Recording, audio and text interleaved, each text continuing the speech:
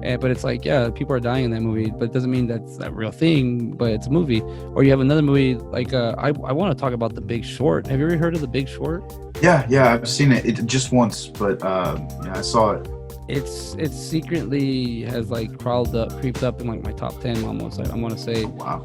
as I even like me getting into stocks and then me just understanding getting older and getting life. But Because you know Margot Robbie's in the bathtub. that too is sipping champagne, Margot Robbie. But did you know that movie's rated R?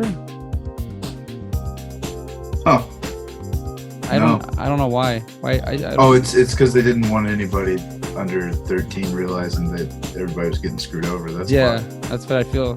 I honestly feel like, because I feel like Yeah. if you introduce a 13-year-old, by the time they're 17, or they'd be like, wait a minute, you guys did this shit when I was a kid.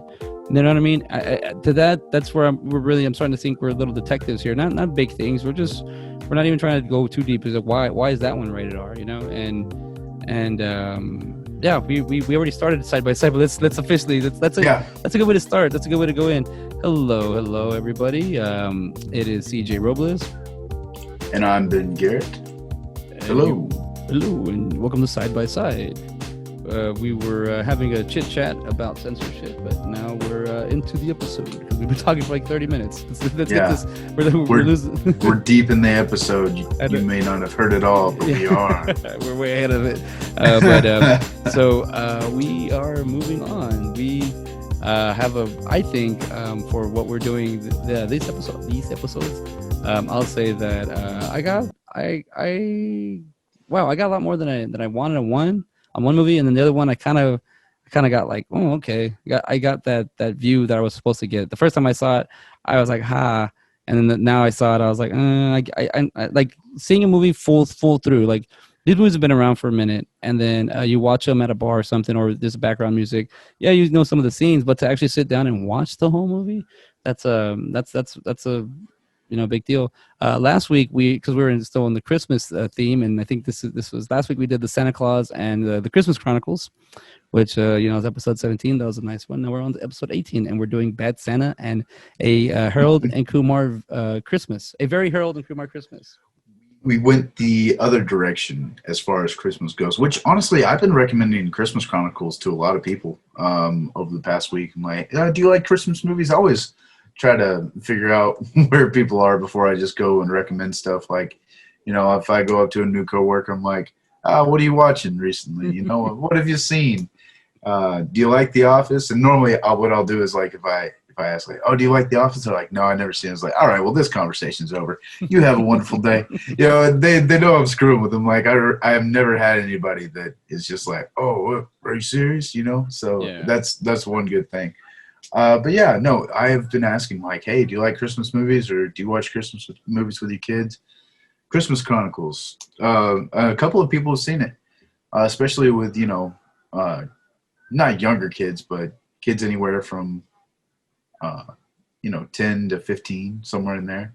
They've watched it with their families and stuff. And I kind of gave our thoughts about the Santa Claus on, like, how it could have been like a mental breakdown, and you don't really see it. Like, it's kind of hidden from you. So they're like, it does kind of make sense, like it does. Okay, so that right there, what you just said, I said that to Mona, and she was like, no, I don't see that. And then I was like, what? Like, she's like, oh, I just see that this is a Christmas movie. Like, it's like that was like, okay. Like, I wasn't like denying her or anything, but she was like, I can't see that. I can kind of see it, but I see it more as a Christmas movie.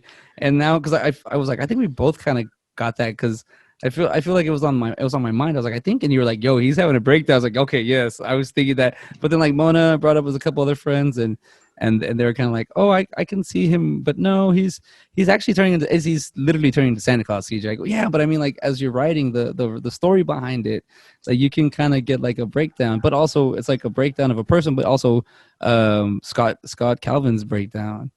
Kind of not like the broken down man Billy Bob Thornton plays Willie, or Kumar, honestly. Kumar. We have two broken people. So so Bad Santa came out first, but on this side by side episode, we saw Harold and Kumar, a very Harold and Kumar Christmas first. Should we just go by that one, or should we go with? I think we should. You want to start off with Bad Santa because it's. I mean, Or you want to do Harold? Do you want to go Harold No, Kumar? I want to do Harold and Kumar, Let's do it. honestly, Dive, because dive in. I feel like I just have some things to say about that. I Okay. don't want to lose. All right, Um, so I'm gonna play it in the background. so yeah, I'm about, let's see, I'm 37 minutes in, so it'll probably be over in about another hour, half hour or so. The first thing I wrote down was waffle bot with exclamation point. I love the waffle bot. I honestly like wish that was a thing, and I could have sworn like whenever this movie came out, people were just like, "Is there such thing as a waffle bot?" Um, I one thing love about you, Kumar. I love you too, dude. uh, dude, so whenever Kumar walks into his apartment, he was like, "This place smells like shit." Do you think that's the first time it smelled like shit to him? Like he's actually starting to grow up at that point? And Oh, all these other times before, like he was just like, this is just it. And then he's like, it smells like shit in here. Like he's starting to have this stuff. maybe it's It's starting to kick in. and it's not necessarily Vanessa and Coop or Harold and all this other stuff that's really helping him grow. Like he was already on that path. Like he had already kind of started down that path, and we're just seeing the very beginning of it. Um, I thought that was kind of interesting, and I was like, huh, yeah, I never really kind of saw that before or heard that. Like I said, I highly recommend watching movies with subtitles because you can see, like, I like seeing what they say because sometimes you hear something in the background that's not very Yeah. clear. uh One thing, whenever I watch Bad Santa, dude, I guess whoever was doing the subtitles on that was kind of they were all about censorship too, because it was like it would literally say bleep, like it never put a curse word on there, not a single one. But so Expletive deleted. Like people like to use that word, that little phrase, yeah, and then when there's a bunch ex- of cuss words, they say that word every time. I'm like, oh, okay. which is funny because dude, Bad Santa, like every other word is a curse word. It's like it says bull, like it doesn't say bullshit or anything. Um, but I mean, it served its purpose. I thought that's why I like watching with subtitles too, is because you see like different things. Yeah. Um, but yeah, man, another thing. Let's see here. One thing that I always thought was funny, and I honestly forgot all about till I watched this again. Kumar is like, "No, man, if I go with you, I can't stay here and smoke this weed and get high." Like, dude, that always made me fucking laugh. I mean, I only saw this movie once in the theater, and then I've probably seen a little bit of the scenes here and there, maybe on some clips online, or maybe something like at a restaurant or bar, or whatever's playing Yeah, in the background. But actually sitting through with this, man, I okay. So we are in right. We're playing the game hot or cold, and we're basically sizzling with me. And this is not because I love this movie. It's because Harold and Kumar go to White Castle. yeah. That's the movie that I love. That's tied in my. What I say, that's like tied for my number two. Um, I actually had White Castle burgers, microwavable ones today, so it even that kind of comes around too. Just want to throw that out there. oh no, dude, it does.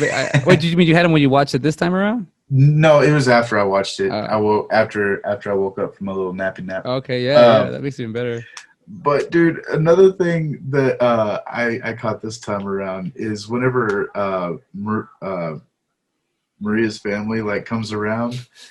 Oh man. I first off I thought of you and I was like, he is probably laughing his ass off at this. Second off was whenever her grandma like comes up with the The flowers and flowers. he turns around and is like, I'm sorry, I left my wallet upstairs, you know? It's such a And natural reaction. yeah, dude, and I feel like he's like this is his way of fucking with him.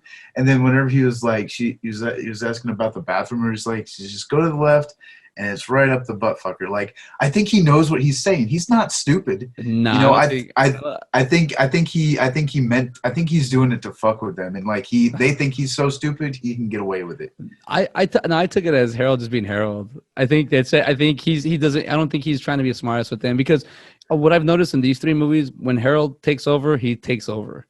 Like Yeah, he doesn't play around. Like Kumar's plays around the whole time. I think he really honestly was like, oh god, like it's just a reaction. And then because even when he steps up to Danny Trejo, Carlos, when he steps up at the end, he has to put his foot down.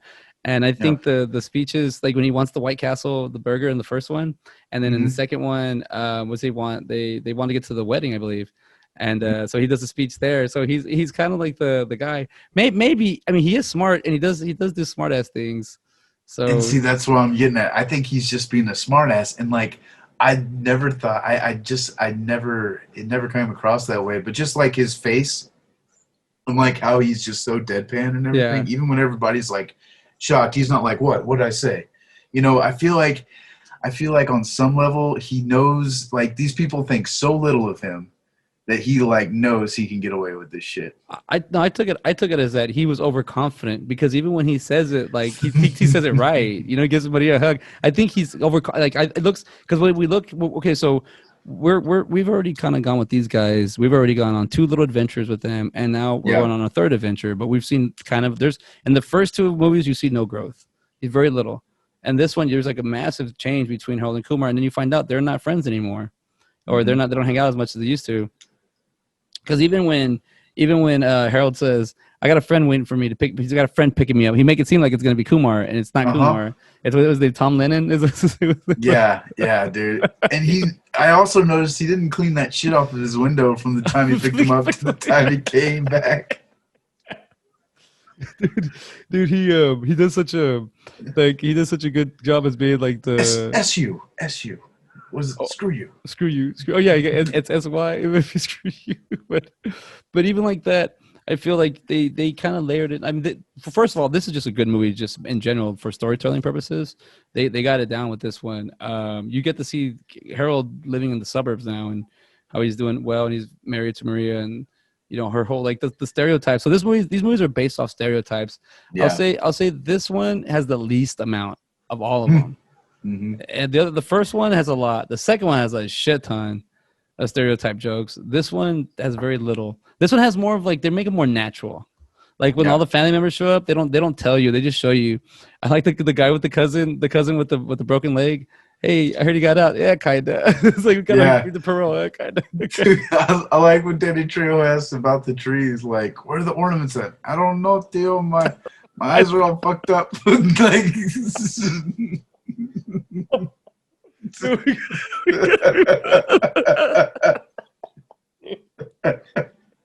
like what that shit is hilarious. Dude, they do it straight like the border, man. That's how they. I don't know what deal. My eyes are all fucked up.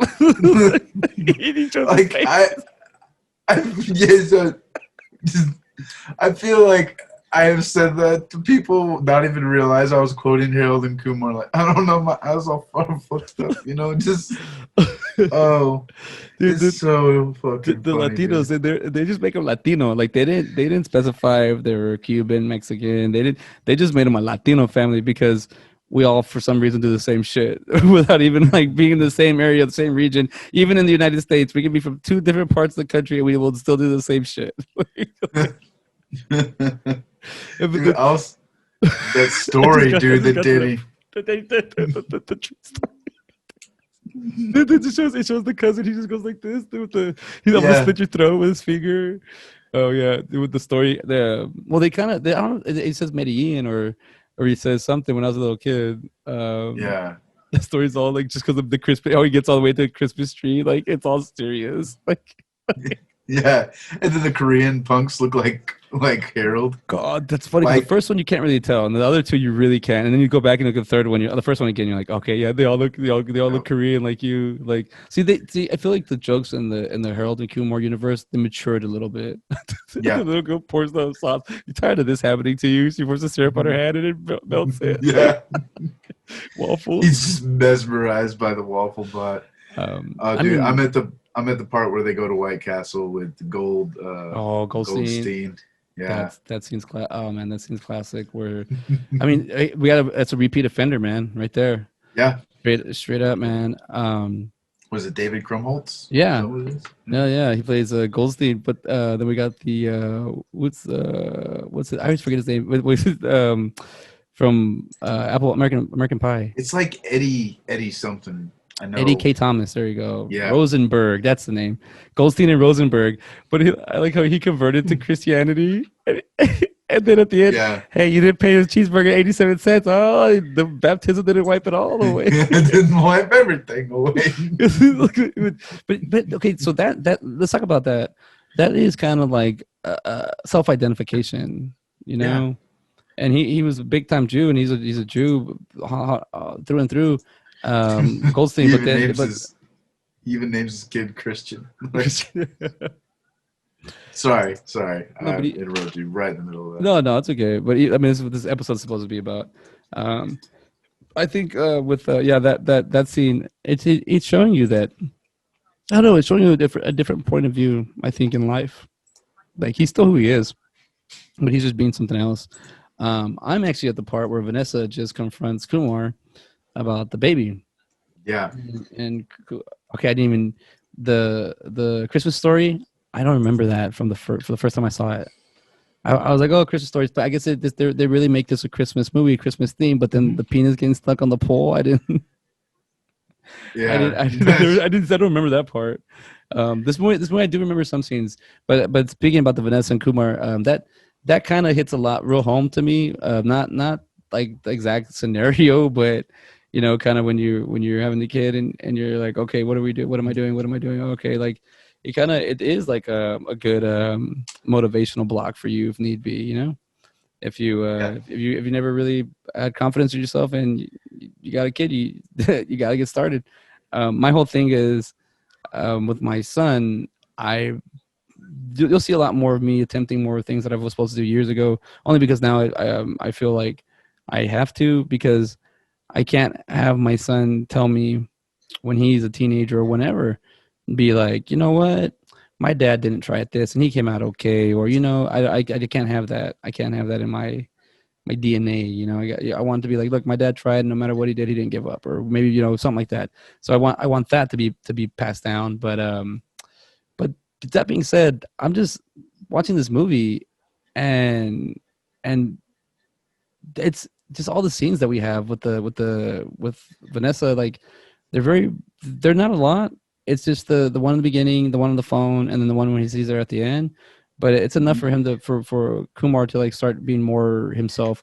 They shoot Santa Claus in the head. Like he already knew how to be. He's already known how to be a doctor. He just doesn't do it. He saves. That's another repeat offender from Oh jury yeah, duty. Jerry did. Yeah, Yeah, what's his name? the principal. Oh man, Principal. He's let's Santa see, Claus. Let's see. There's a lot of dancers in this movie. Dancer, dancer, dancer, dancer, dancer, dancer. Prancer. Dancer. Waffle Belt has a name in here. David Wog. Where's Santa Claus at? Let's see. Let's see full cast. All right, so what part are you at? I kind of went back so we can kind of be on the same. I'm right here where the story about the tree. Okay, cool. My eyes are Yeah. fucked up, too. Okay. I'm about to be at that spot right there.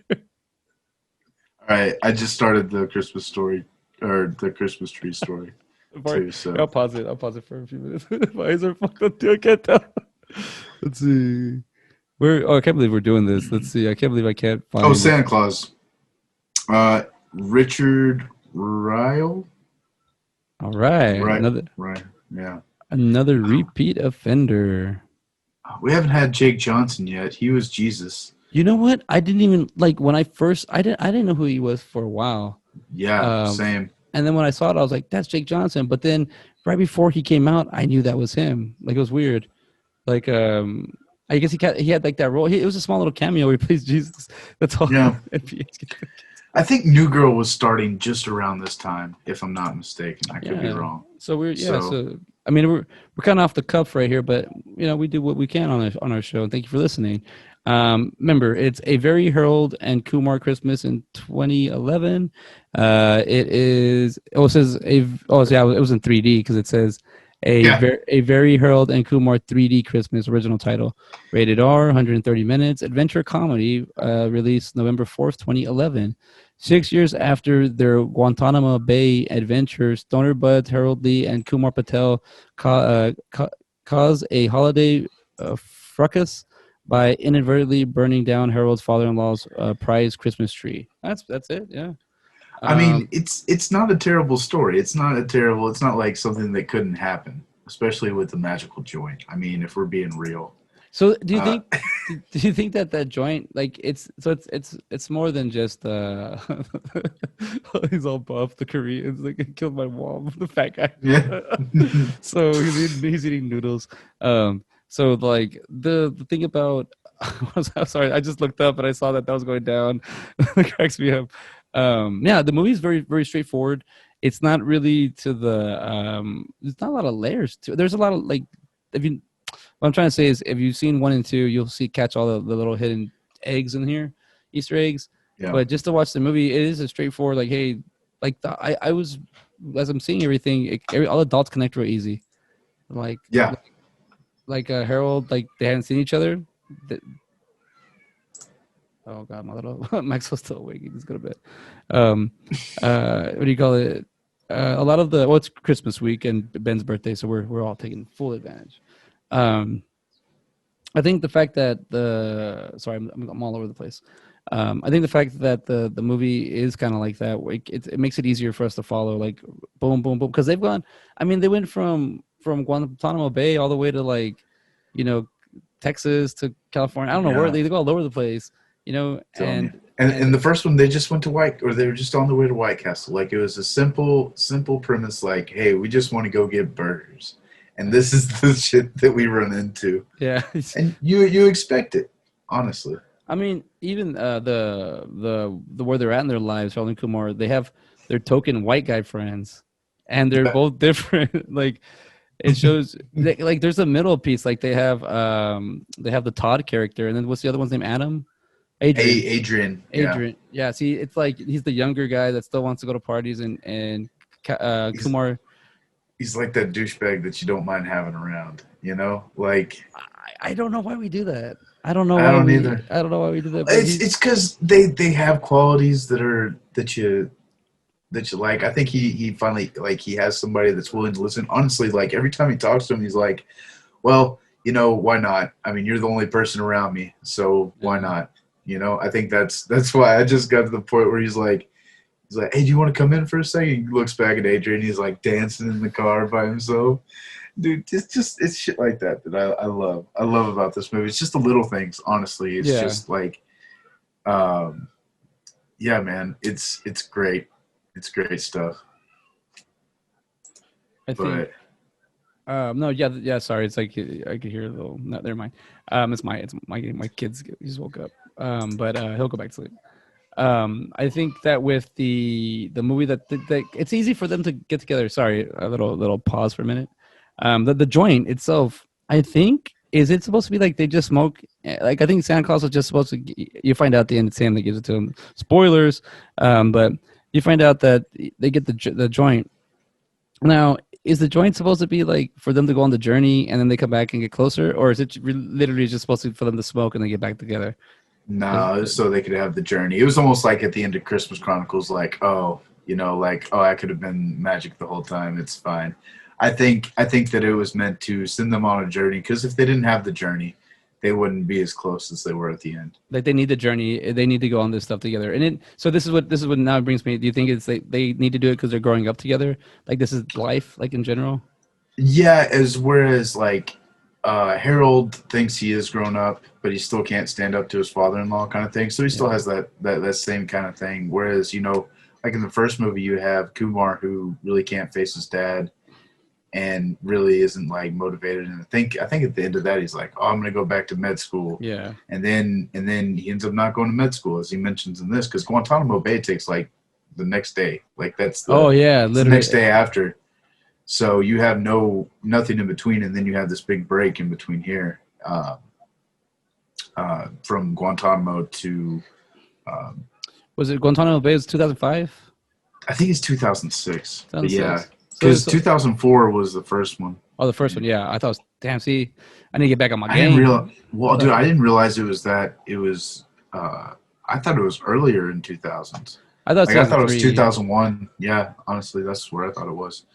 Um, but yeah, man, I think that yeah, it's for them to kind of grow up together. Like I was saying, like Harold thinks he's grown up, but he still can't stand up to his father-in-law. He's like, Yeah. even it's his house, it's all this other stuff. And don't get me wrong, like you want to be respectful and you want to do all that, but then Kumar's right. Like it's like why are you scared of this guy? Like you're fucking awesome. And I it's like yeah, he forgets that, without Kumar around. but I mean, I also like the fact that they're in the car and Todd's like, "Oh, Harry, you can rap," and like he's like, "This is Wu Tang Clan," it's like more like his style. Like he's not, and I like the fact that they didn't make Harold like super like this is the way I am. I'm not like he's just kind of like he's not really lost. He's very assertive at his work. He knows what he's doing, but it's just missing something, and it's Kumar. That's what he's missing there. He's missing having the friendship. He's missing having him around, and I think that's what we're getting to see part of this movie where they're, it always is Kumar getting him to shit, and Harold's, but maybe that's what Harold needs though. He misses that friend that's just kind of because this is the first two are more like Harold growth. This is definitely all Kumar growth Yep. because at the end of it you just find out that Harold got Maria pregnant and that's like his payoff. And he got his best friend back, and where Kumar he has to grow up all the way, kind of like the reboot. This is another. I just saw the reboot, Jay and Silent Bob, and it's just the same thing. I watched a movie that you probably have seen. I'm not too sure, but it has nothing to do with Christmas. The People Under the Stairs. Oh, I watched that for the first time the other day, from recommendation from Kenya's mom, and oh, Kenya was like, "Oh, I remember that movie," and she was like, "Let's watch it on Friday night. Like we're gonna have a movie night." And I actually really enjoyed it, man. And it had a little what was it from Jury Duty? Another Jury Duty connection. The kid that's in the wall, like running around, Roach. He's yeah. the He's the Charles Lee Ray or what was his name or yeah, he's yeah, the one that's on trial, but his name I think Bishop. is Sean Whalen or something like Yeah, that. yeah. His Yeah, real name. Yeah, yeah. He because he doesn't have his tongue. So yeah, he doesn't talk, and he's all skinny and scrawny. What's his name? Carl Wayne Bishop is the name. yeah. Carl Wayne Bishop. Carl That's Wayne right. Bishop. Yeah. So yeah, he plays it dead. Yeah, dude. People under the stairs. That one's and it has Ving Rhames in it. Yeah, yeah, And it scared that one scared the crap out of me. Now I like that movie a lot, not knowing it was a Wes Craven movie. yeah. Um, She kept on saying it was a Stephen King movie, and I was like, okay. I just let it ride. I was like, it's Wes Craven. well, I was like, I think. it wasn't. No, it was Oh, written was and it? directed by Oh, him. okay, Yeah, cool. I was like, because maybe sometimes Stephen King comes out later. It was like, he did so, but no, this is all Wes Craven. Yes, yes. and that movie was like, don't get me wrong, like, I've seen a couple of Stephen King movies recently, and they all have like that comedic tone to them, but this one really did, Oh like with hell Roach and no. everything. It was kind of funny, like at Oh times, yeah, yeah. like No, he's yeah. Because with the way Wes Craven does it, he doesn't. He gives you that thin layer of like kind of humor in there, but it's all dark. You dark gotta humor. Yeah, yeah, real yeah. dark humor. It's dark. Yeah, so you gotta kind of get it. Yeah, I like that movie. That movie did scare the crap out of me though. It gives you a little claustrophobia a little bit. Yeah. Because it really tight faces shots, but I I liked. like I said, it was a fun ride. I enjoyed it. Like I was, like I said, I wasn't laughing the whole time. But I think if I had seen it, like it came out in 1990, so if you saw that whenever it first came out, yeah, it would scare me back then. But like as an adult, like it didn't. I didn't get a lot of the jump scares or anything like that. It was like a fun, scary movie, It's and I, when I enjoyed that. one thing I'll maybe add, when you're a kid and you watch that, like you said right now, like when you watch as a kid and you're seeing a kid in the movie, it makes you connect real easy to the movie. I don't Yeah, know how to explain it, but it because I remember being like, oh, the scary. I watched it and I got like, all the jump scares. I already saw them, so I expect them coming, but they still kind of get me a little bit. I'm like, oh, there it is, or just the guy in the gimp suit. It's basically a gimp suit he's wearing. yeah. That was like whenever I saw that, I was like, oh, is that the guy from Pulp Fiction? Because like Ving Rhames is in it. He gets them there, two cameos together. Yeah. Well, on your quick side by side, only side, 1 through 13. What do you think? I'd give it an 8 or a 9 for Yeah, sure. Like I said, it was a fun ride. It was an interesting ride. At times, you're just like, why are you doing this? Like it was like you were talking. Like, it was one of those movies where you're sitting there kind of talking to it, yeah, just because you're like, oh no, like that's stupid. Why are you going back in the house? Like I get that he wants to save the girl, and like he calls the police and everything, and that seems like nowadays, and from I think I'm just kind of seeing it from like a distance, like them being able to hide everything from the police Yeah, and everything like that. I'm just like, that doesn't seem right. But I mean, hell, the they're just a '90s. bunch of yeah, and they're. I mean, not to sound, they're a bunch of rich white people. They can get. I mean, honestly, like. I feel that that's kind of what the movie like. That's like an undertone of the movie too. Is like they can get away with it because they have clout. Well, They yeah. they're Well, so speaking about getting away with something, I'm at the part where I know you just passed it. The part where the tree salesman is. yeah. I was like, I'm like, Like you said, this movie is all about stereotypes, and they play both of them. Like they're like, oh, I want to be the gangster this time, and he just comes out too hard. I gotta put those teeth in my mouth. I Yeah, dude. know. Yeah, I know. Roz, yeah, dude. Yeah. He's in it. I mean, he does. I love that, man. I love that you get that kind of view of him. Oh, wasn't he in the Wu-Tang Clan? Yeah, it's Wu Tang. Yeah, yeah, That's right. yeah. That's what I That's was another saying. little circle in there Yeah, too. exactly. I So was like, as you said that, I was like, okay, yeah, yeah, yeah, that makes Reza, sense. the Reza. Um, what do you call it? Yeah, Reza. I don't know how to say his damn name when I see it, but I know how to say it as I just say RZA. RZA. Yeah, Yeah, that's all I the say. RZA. What do you call it? But I like how he comes out like the gangster guy, and then the other actor, what's his name? I guess the Devon McDonald. Is that him? Let me make sure Probably. because it's two. Yeah, that's him. He's got two people in the picture. But yeah, him. He's been on another couple movies. But the Trail, like he's all nice. He's all nice as the salesman, and then he goes too. Like you said, he goes too gangster on it. Like, And he spits out his grill.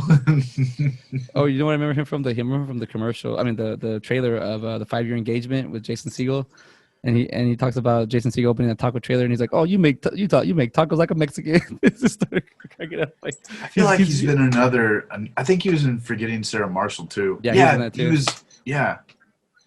Okay. Man, well, just by bringing up Jason Segel and we're talking about Harold and Kumar, we are brought up my two of my favorite movies. People that are, or I like. I Love You, Man. It's my one of my time for my second favorite movie. So, Jason Segel's I follow him a lot too, and he tends to be on that vulgar weed, Seth Rogen kind of train. And I mean, I wanted to bring this up about Kumar, because when I was younger, people would call up to me, think it was funny being calling me going Kumar, and I'm like, okay, like I'm not Indian. I'm not offended, but it's like they would tell me stuff like that, and I'd be like, well, I guess you can't really compare me to any other, because it was like Eric Estrada from Chips, but that was from the Yeah. '70s, so like no one really like I was in the '80s, I grew up in the '90s, so and the millennium is when you graduate, and no one what do you call it? There wasn't really a lot of Latino kind of characters, Mark Consuelos or whatnot. So they call me Kumar. So I was like, whatever.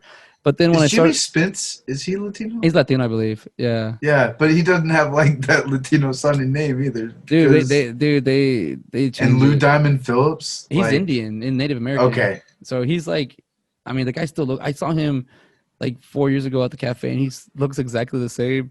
And then like one of the guys I work with, he goes, he just like we froze, and he goes, "Hey, are you Lou Diamond Phillips?" He goes, "I am," and he goes, "Oh," he just like walked away like a ghost, like a ghost showed up, and he told him like, and he's like, "Yeah," and it was like, "Oh, oh," he didn't talk to him after that, but yeah, no, Jimmy Smits, I believe he is Latino. I yeah, believe he might be from Chicano descent, yeah, but because he was in a Netflix TV show not too long ago where he was playing like a Latino businessman.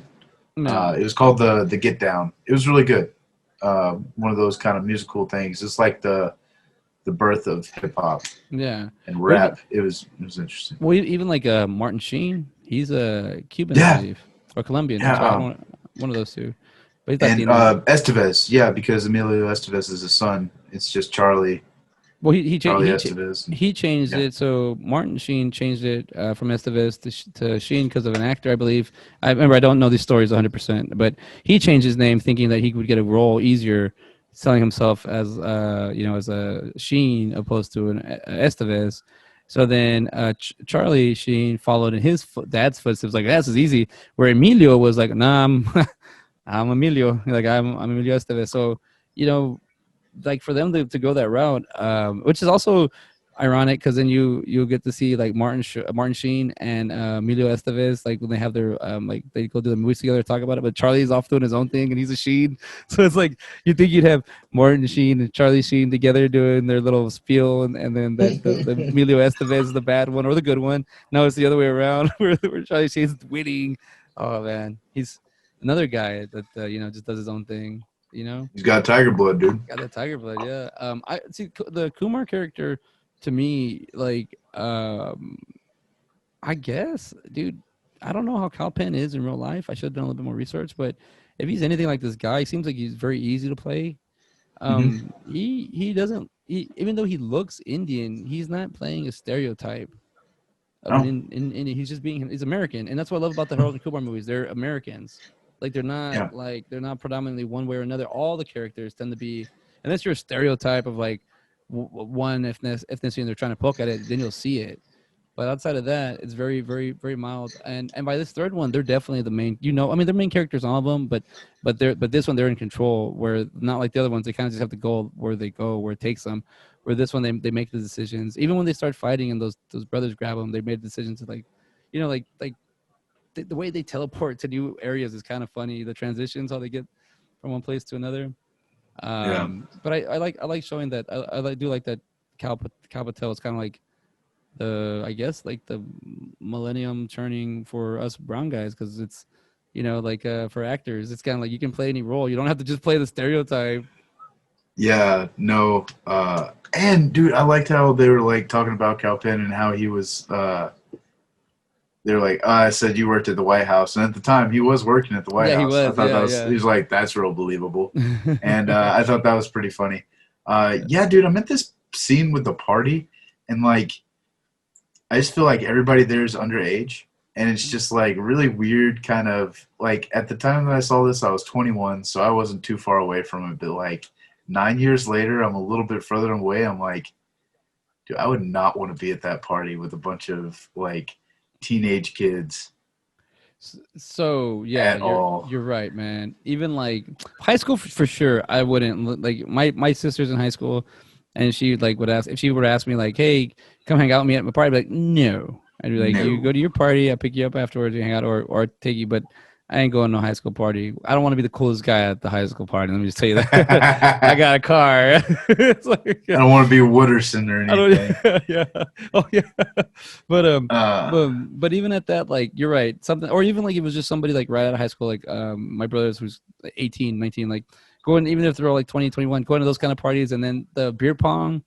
See, yeah, I'm we just saying, called it Beirut yeah, and baby. everything. Like, yeah, Yeah, so it's like even bringing back like because everything like I like that they brought that up like that there's their version. Oh, here's your watered down version, or here's your new version of it, or we played and then like the Herald roll, the Rolly roll. oldie roll. Yeah, Well, dude, that like that's was something they haven't done it in years. Like, whenever he's like flicking them off right as on the ball, but dude. But like, I feel okay. I said I wouldn't want to be caught at one of those parties, but if I like met up with somebody that I went to, maybe still not, but like if you got those old time feels, well, like you kind of do, like they feel like they're back in college, like you okay, get so the feeling. yeah, sorry to interrupt. So when I No, was no, like, no. even that little kid, the little kid that's like, I'll pay you for it.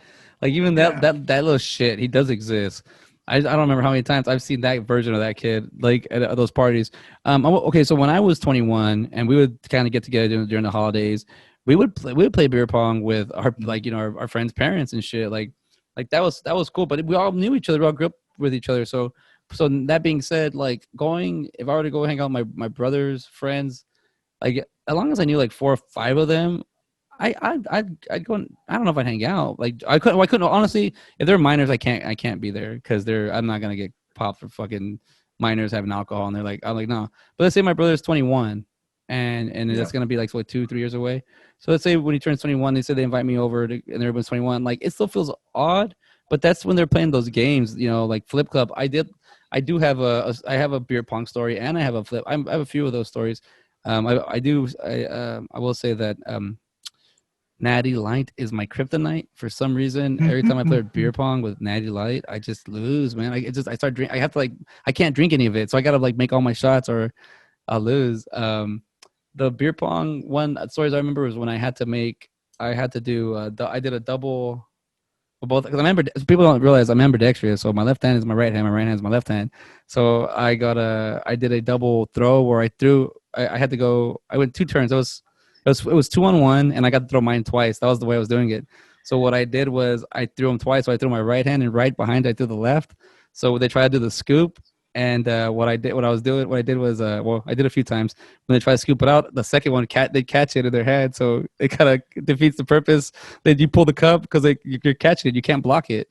So I was doing that a lot, and Oh, I did that at the end, and I won the game. And everybody's like, "Oh, he!" I was like, "Hell yeah!" And the other one I did was a flip cup, where they had the two cups. I had to drink for like two in a row, so I chugged both beers and I flipped both of them with both hands, and they went and landed right before the other two people.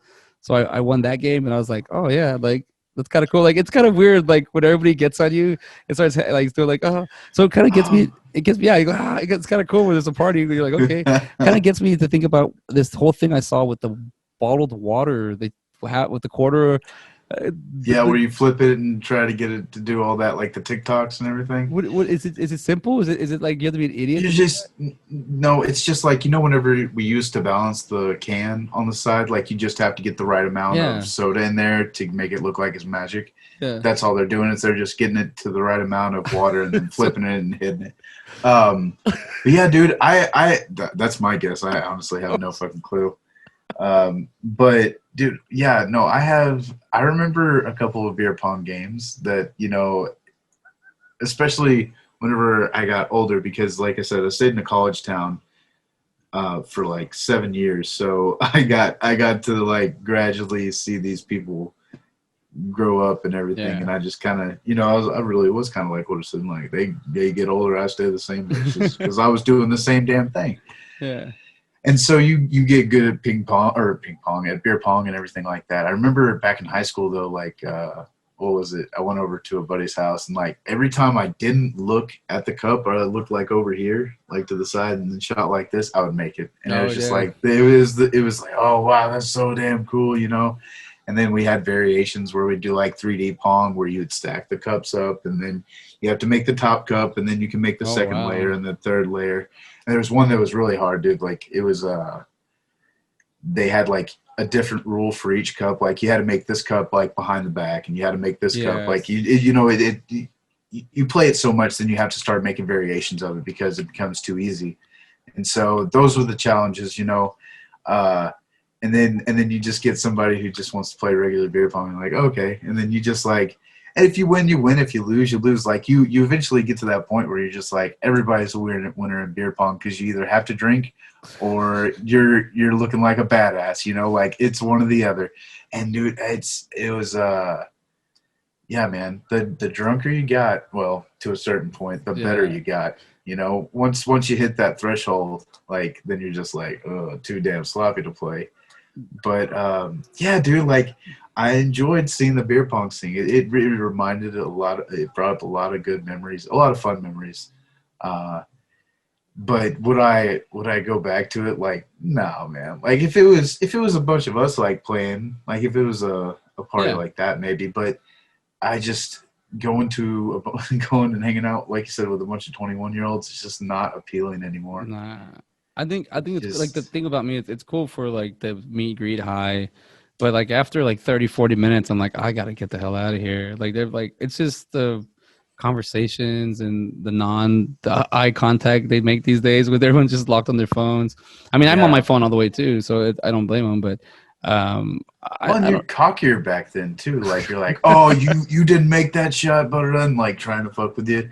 And like anytime somebody would try to fuck with me, I just like, all right, cool. Like I just keep going, man. Like I was never one to let that shit bother me. I don't know why the young people do that shit, but it's like that mob mentality. Yeah, whoa! It's like it's Oh yeah, come on, dude, exactly, do it, dude. dude, do it. And then it's like, dude, I'm only pulling out like my like I've been drinking since I was 15. Like this is I've been drinking longer than Wade that you've been born. Like it's like let me let me just show you what I kind of got, and it's like simple little tricks you do. They're like, I'm like, well, I'm not even trying. Like this shit shouldn't be that easy to impress. But it is weird when you got a bunch of college kids egging you on, like, come on, dude. Okay, that's why that one time when I was 29, I hung out with a bunch of. I went to a bar and there's a bunch of St. Ed's 21-year-old kids. They're just having drinks, and I bought them around Mhm. the drinks. I was like, hey, I don't know, small talk. I bought them around the drinks. Well, these are St. Ed kids, rich kids. I didn't even think about this. We're at a hipster bar. I was like, whatever. So after that, they were like, "Hey, we're gonna buy your drinks," and I was like, "Huh?" Like, you're gonna drink with us. I was like, "Okay."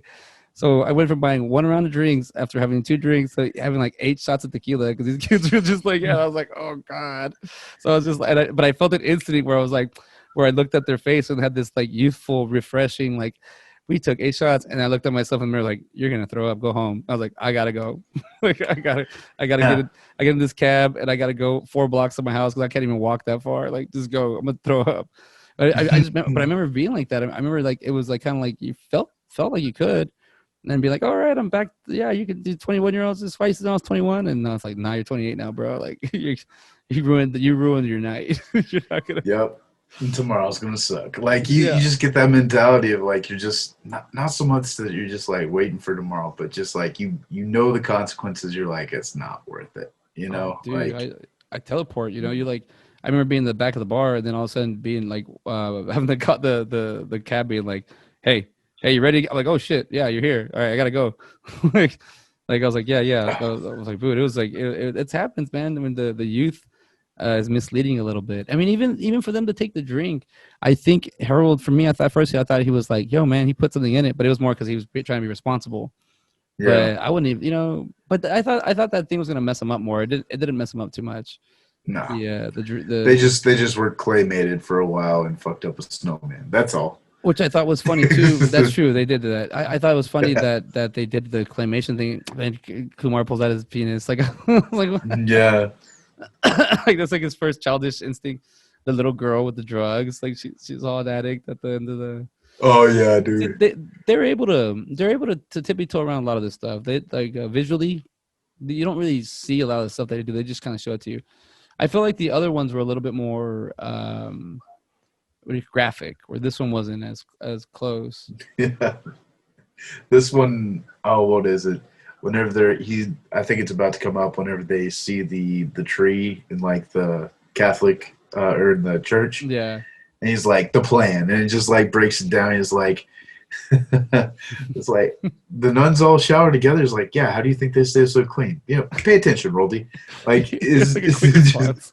yeah, like it's like he already knows. Like he's oh man, I will it's say great. that they do show Maria's butt, played by actress Paula Gracias. Gracias. Yeah, and I thought that was a little too much too. I was just like, "What? You just gonna show her running up the stairs?" I Like, I'm by no means am I complaining or anything like that. It just was like it.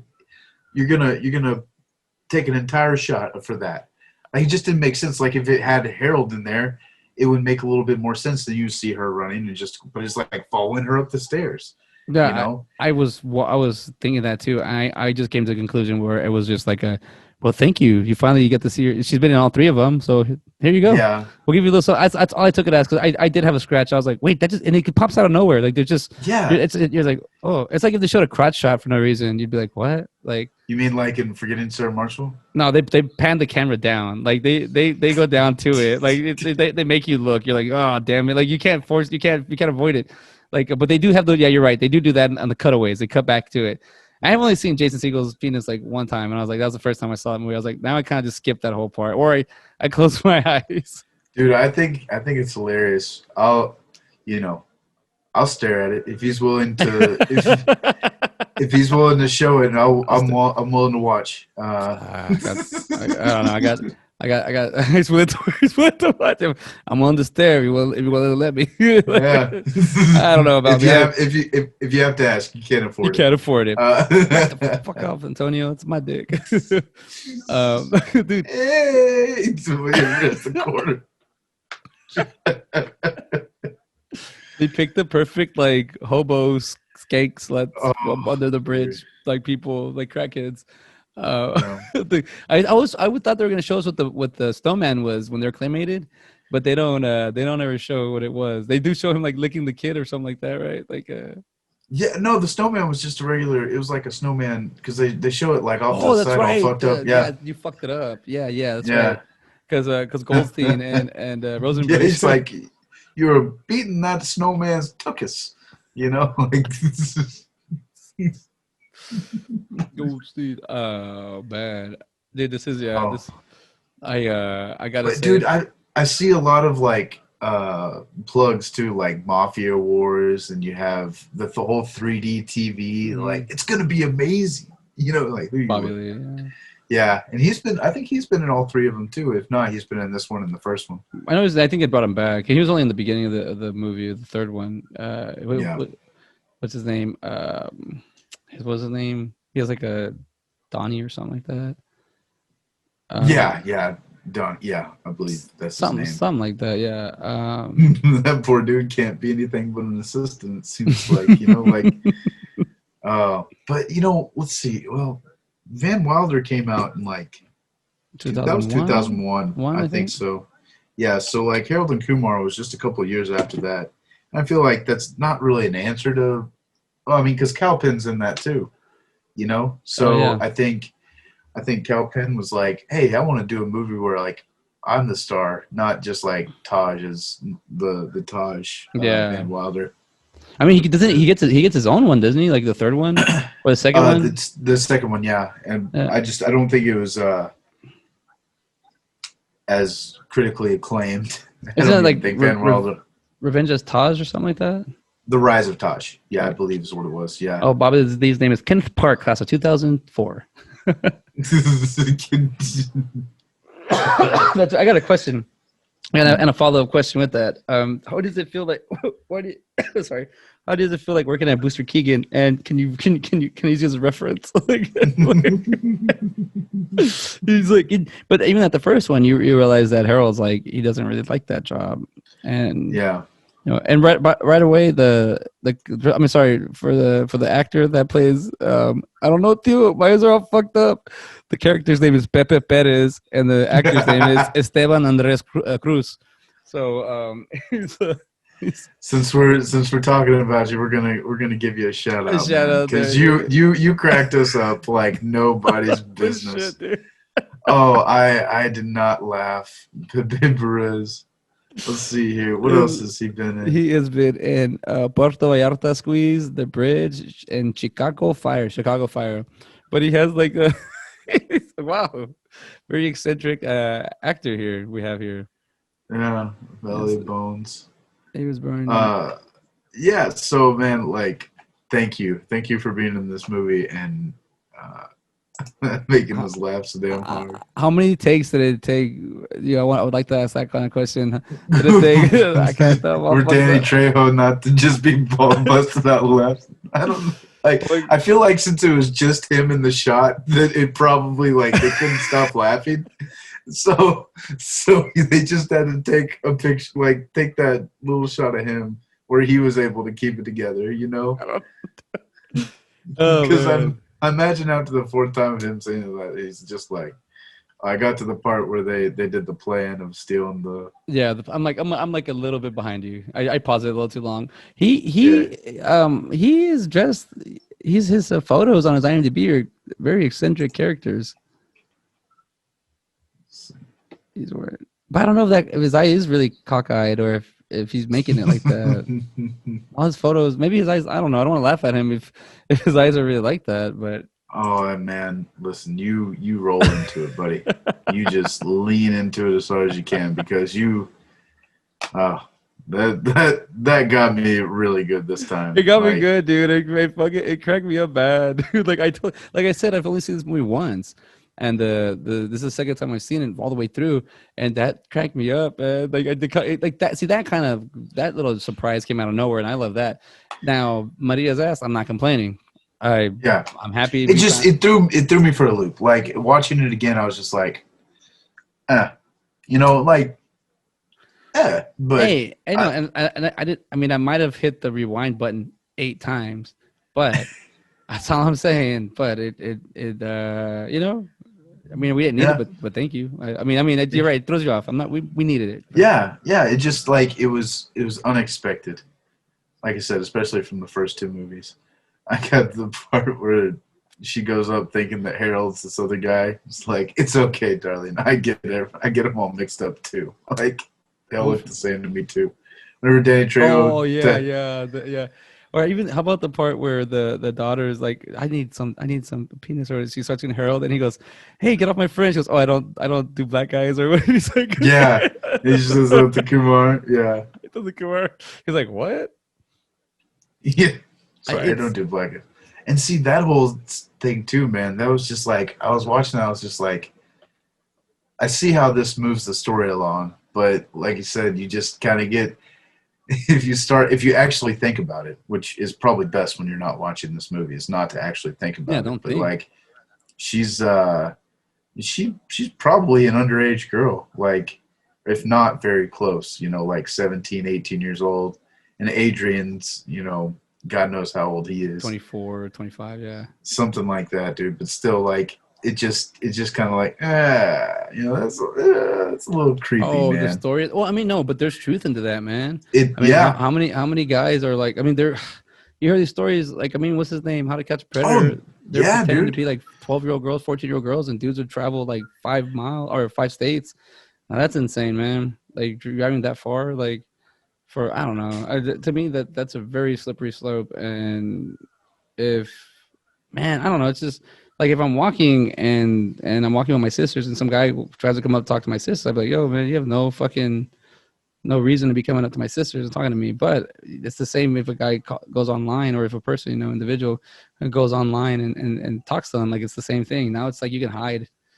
Yeah, It's a weird thing, and I you're right. But the way they don't focus too much on that because it is what it is, and Adrian is doing something. I mean, he's even like he's like he's also like what's his name, Seth Rogen's character in Pineapple Express. He's dating a high school chick, yeah, but I mean, yeah. it's Amber Heard. It's like okay, so it's like well, just like well, do you wait or what? She wants to date you now? Like it's like it's like oh shit, Or even in waiting, like that's maybe true. that's another reason why they called it waiting. Man, you Dot really messed me dot up. dot. Yeah, you really messed me up with that waiting too, man. You're right because oh yeah, you have to wait, but you messed me up with that because what if it is Monty's whole thing of like not wanting? He doesn't want to break the law. He's just he's maybe wants to do it this one time, and he's kind of convincing himself to, but he doesn't. So that's another way of seeing it through that. But on this one with Adrian and the daughter, I mean, even like when he finds out that's the drug lord, and she was like, "Oh, you're going soft on me. You better not be going soft on me."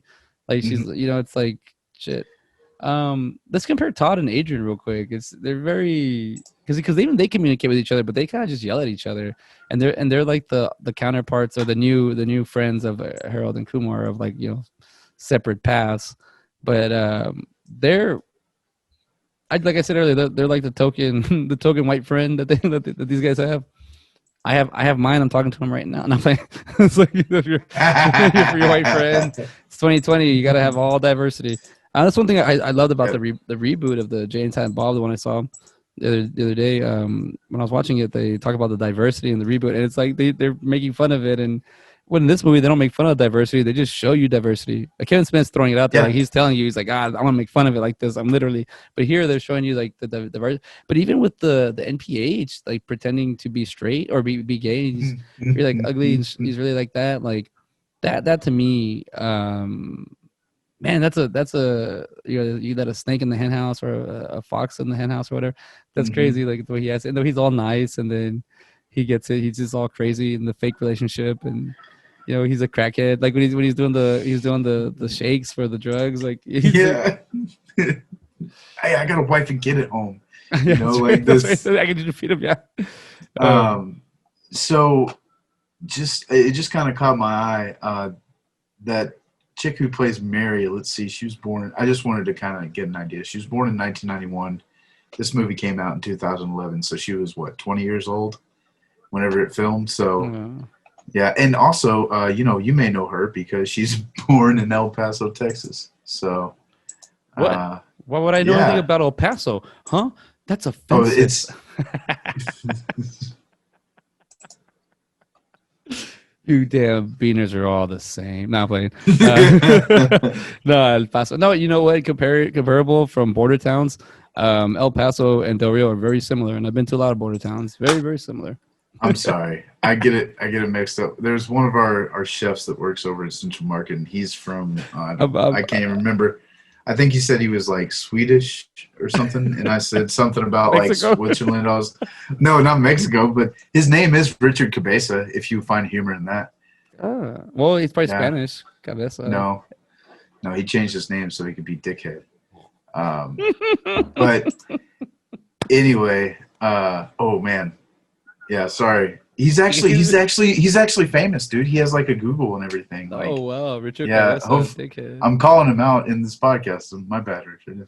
Was it? Uh, Well, it should be Ricardo Cabeza if you're gonna we'll be we'll edit dickhead. this out if you don't like it. If you get any negative hits because of this, buddy. Hey, we don't know. Uh, We might be talking about the one from Third Street, not the one from Fifth Street. So this guy yeah, gets around. You know. exactly. No, but and for everyone listening, Ben and I are I'm just messing with him because it's just 2020, and this is how you just give shit to anybody that's you could give shit to white people apparently in 2020. You give Oh yeah, throw him away. I need more shit in my life. I'm Uh, sorry, I'm just laughing at the At humor. least, at least my name isn't like Karen or something, because God forbid. There's a lady that called the other day. She was like, "My name's Karen." I was like, "Oh, bless your heart." Is You know, that she sounded nice, that's like nice enough. that's like when the lady called at the cafe. She was calling for a book club, and I knew she was calling for the book club, and I was like, "It's bored. Let me shoot the shit." And she was sounding like, "Oh, okay, well, I'm taking, we're just taking notes, and can we take the little area in the back?" And I was like, "Can I join?"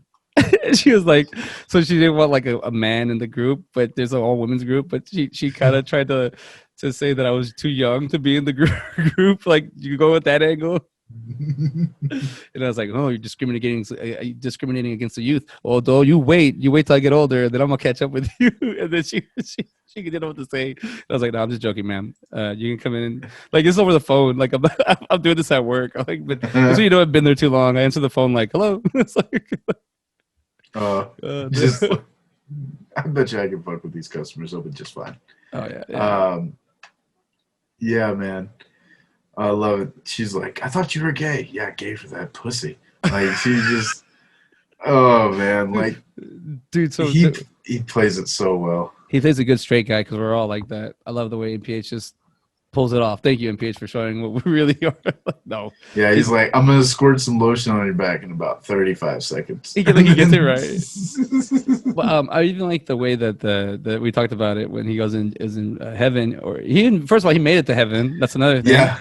He made it to heaven, and second, like he was only in there for like 5 minutes before Jesus kicked him out. He's like, "Hey, Dad."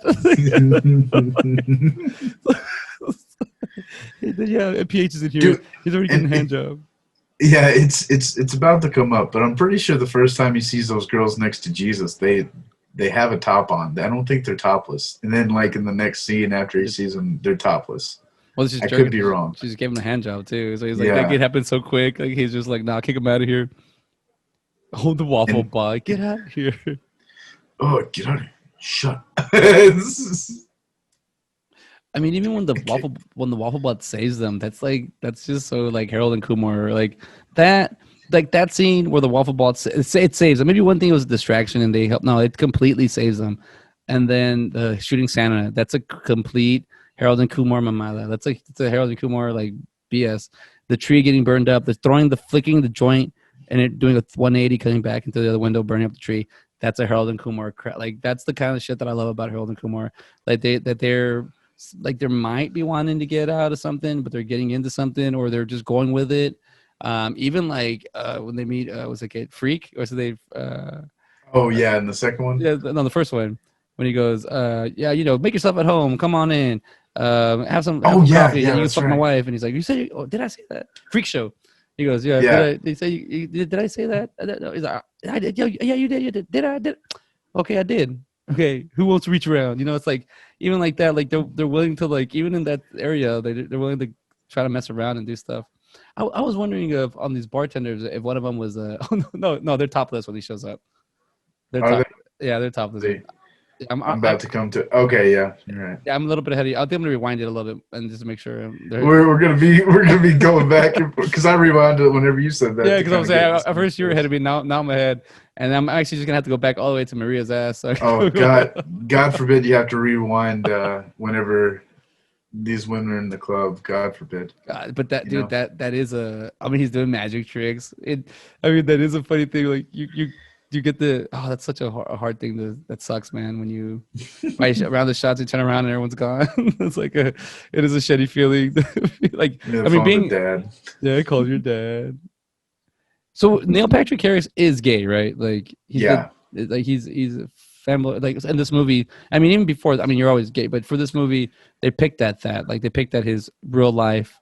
That's his real life husband, right? Yeah, yeah, and then say you're not gay, you're not gay, motherfucker. Like they just make it, they take it to that next.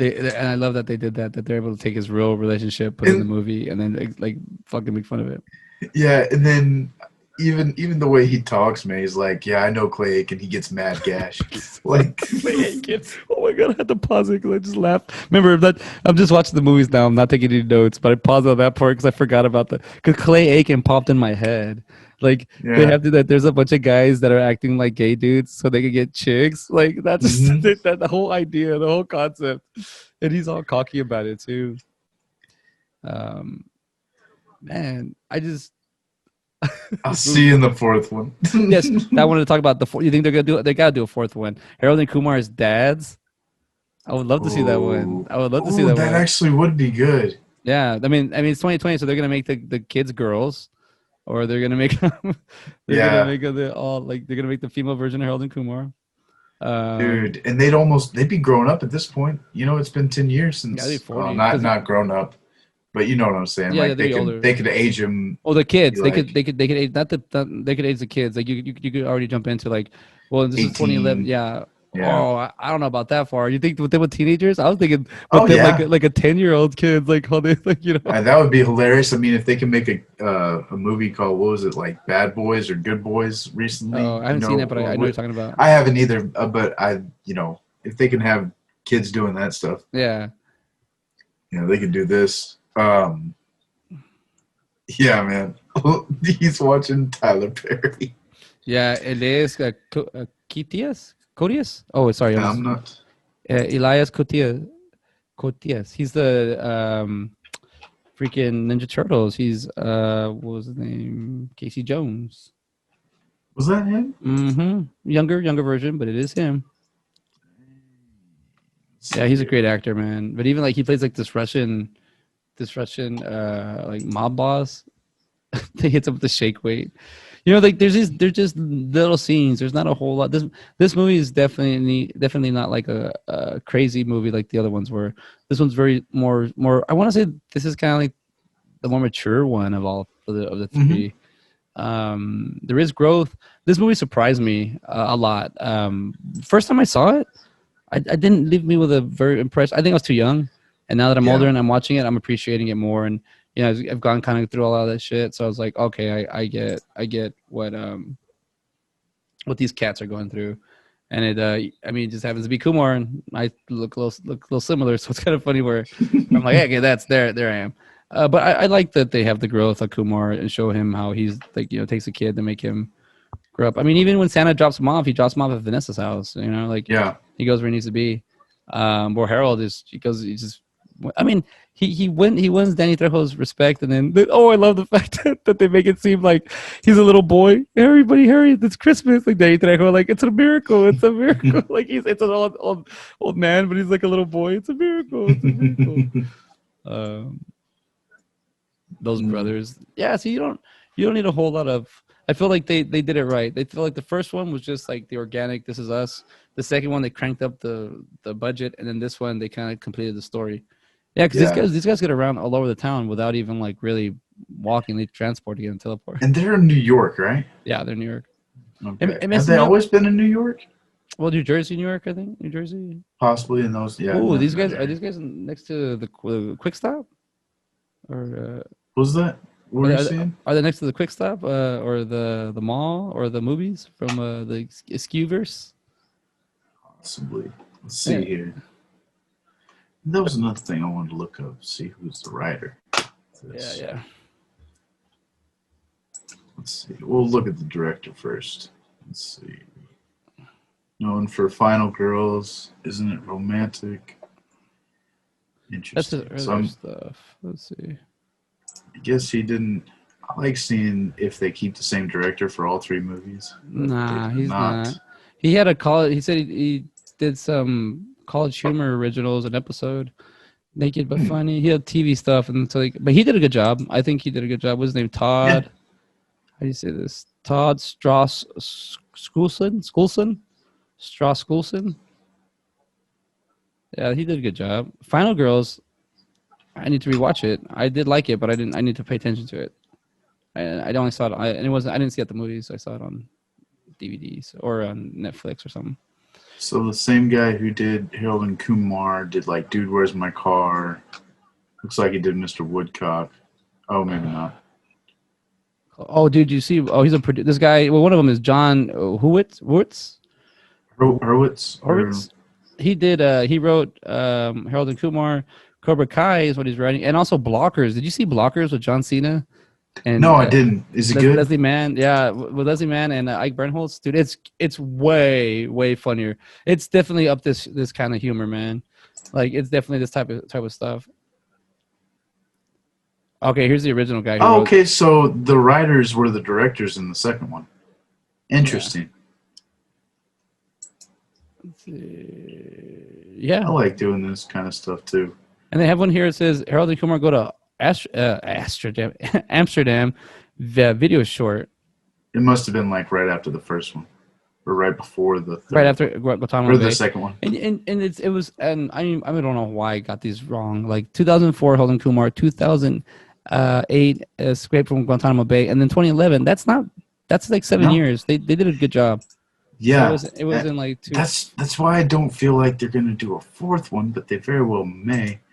American Pie 5. What the hell are you gonna be doing on that one? Was it the reunion or which one? No, that was 4. That's four. Yeah, because it went American Pie 2, American Wedding, and American Reunion.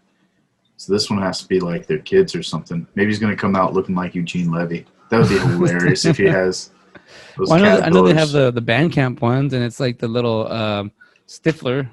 Is Yeah, they even have like American Pie presents, uh, like you said, Band Camp and Beta House and the Naked Mile and Book of Love. dude, you've seen a bunch That's of those. so many. No, Dude, no, I'm just read. I see them like I have them pulled up. Girls Rule. oh, Jesus, dude, they have so many. Wow. man, no, but I did love and they did a good job on the budget on this movie. The claymation was nice on the Harold and Kumar. Yeah. I mean, even getting stuck with your penis on the pole, that's even kind of funny. Like, I don't even remember that the first time I saw that, but I remember watching it. And then he's like, "All right, I'm just gonna pour a little bit on there." And he totally scalds them. It's scorching hot. Like, why would you just? Or even the little waffle bot throws the hot syrup and it burns And it burns right through the robes. Like, into the robe. See, as I'm telling you, that's a cagada, man. It was just like they just had they had anything to save them, get them out. Like in a real reality, there's no robot a waffle maker is gonna help you out. nope. Yeah, that's just a Harold and Kumar thing, and I love about that. That's what they do. They go somewhere that's supposed to be simple. They get in trouble. They end up screwing up. I mean, they were supposed to get on a plane to Amsterdam, the second one, and they end up the whole 9/11 thing. And Yep. then you have what do you call it? You have I just remember because I remember what Goldstein says. Yeah, on Tuesday I got an appointment. I'm getting recircumcised or uncircumcised or no re-uncircumcised. Like he's getting the skin back, right? Is that what basically what he's Yeah. talking about? Yeah, it's like a skin graft. He's trying to get back on. Like those are the stereotypes that like that's what I feel by this one. They're like, all right, our gags, we're not gonna lay heavy on those because they were super stereotypical on the second one. You Yeah. know, even that mean they have Rob, what's his name? I forget that. Oh, Rob Corddry or something like that. he Yeah. pours the purple grape soda. Like they're coming after that. His one, you get very little. I mean, the Maria's family, they just kind of show you everything. Like that's kind of funny. Now I do feel bad because I burned your dick. We've been trying for a year. We've been trying for a year. No, I do It's like feel bad. that's why I quit smoking is because you can't. That whole thing is you could go sterile if You're not smoking so and stuff. potent. Yeah. Yep. It's Well, like Snoop Dogg's kids. Like, what's up? So I think he said something like, "Don't tell that to Snoop Dogg's kids." Oh yeah, it's Snoop Dogg's kids. That's true. Yeah. Well, that's actually I was going to ask you, do you believe that? But then you're right. That's just clear. Look at Snoop Dogg and Willie Nelson have kids, so it's like they're big. I mean, per se, they do. They're supposed to be big stoners. Yeah. Well, we're getting to the end of this one. I think we should. Do you have anything else I'm you want to gonna. bring? You have anything else you want to bring up? No, you did mention the budget on here. I was gonna actually look and see All right. how. Let's see. Yeah. Okay. So the budget was 19 million. Wow, that's actually fairly. I feel like fairly low for the amount of 3D effects and everything like that. But only grow. Well, let's see. It grows 35. So what's that? Yeah, I mean, Almost twice. I And have. then it only grossed cumulative worldwide gross. Like they only made 1 million overseas. I'll be damned. It's 36 million. That's funny too because I wonder how many like countries were like, no, we're not going to screen this because stereotypes and it's a stoner movie. I wonder if stoner movies are as prominent in other countries as they are here in the U.S. Man. I wonder if stoner movies another. And this we should maybe do a little research. I wonder if stoner movies in other countries are not considered stoner movies. They're just like normal. Like this is like because Yeah, we have a lot of restrictions on certain things like over there. I mean, in a Euro trip, what are you gonna do now? Take my van away from my children? You Americans. It's like it's just like excuse me, it's just like a lot of the. I mean, we have our customs, they have their customs. It just seems like if you're gonna watch a movie over there and like this, especially, I don't know. I don't know if they get the humor. I don't know. I mean, a lot of people know who Santa Claus is, and I think they would, get a Christmas movie. I think they're, uh, I don't know, but this a lot of this stuff is just it is basically stoner humor.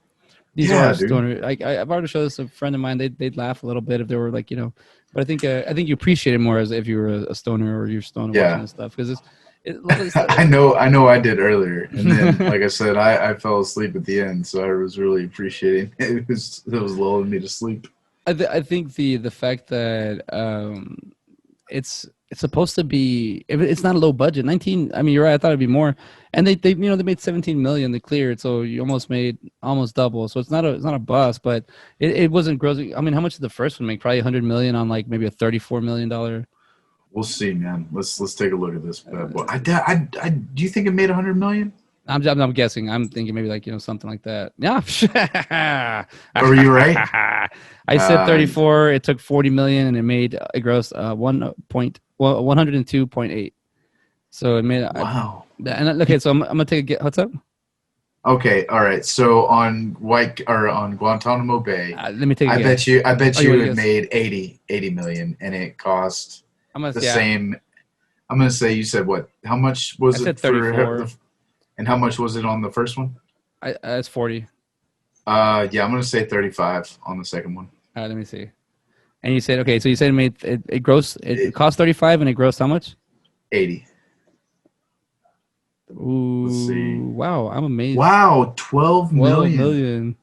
But it still And it, grossed 43. That's oh, you know what? All that 3D animation, all the stuff that it took in here, the 7 million it took. it was just yeah, that's 7 million, but it did the same as the second one. I wonder why I mean, the first one was really good. Don't get me wrong, but it's funny that you'd almost expect like the sequels to be hitting at least around that, you know?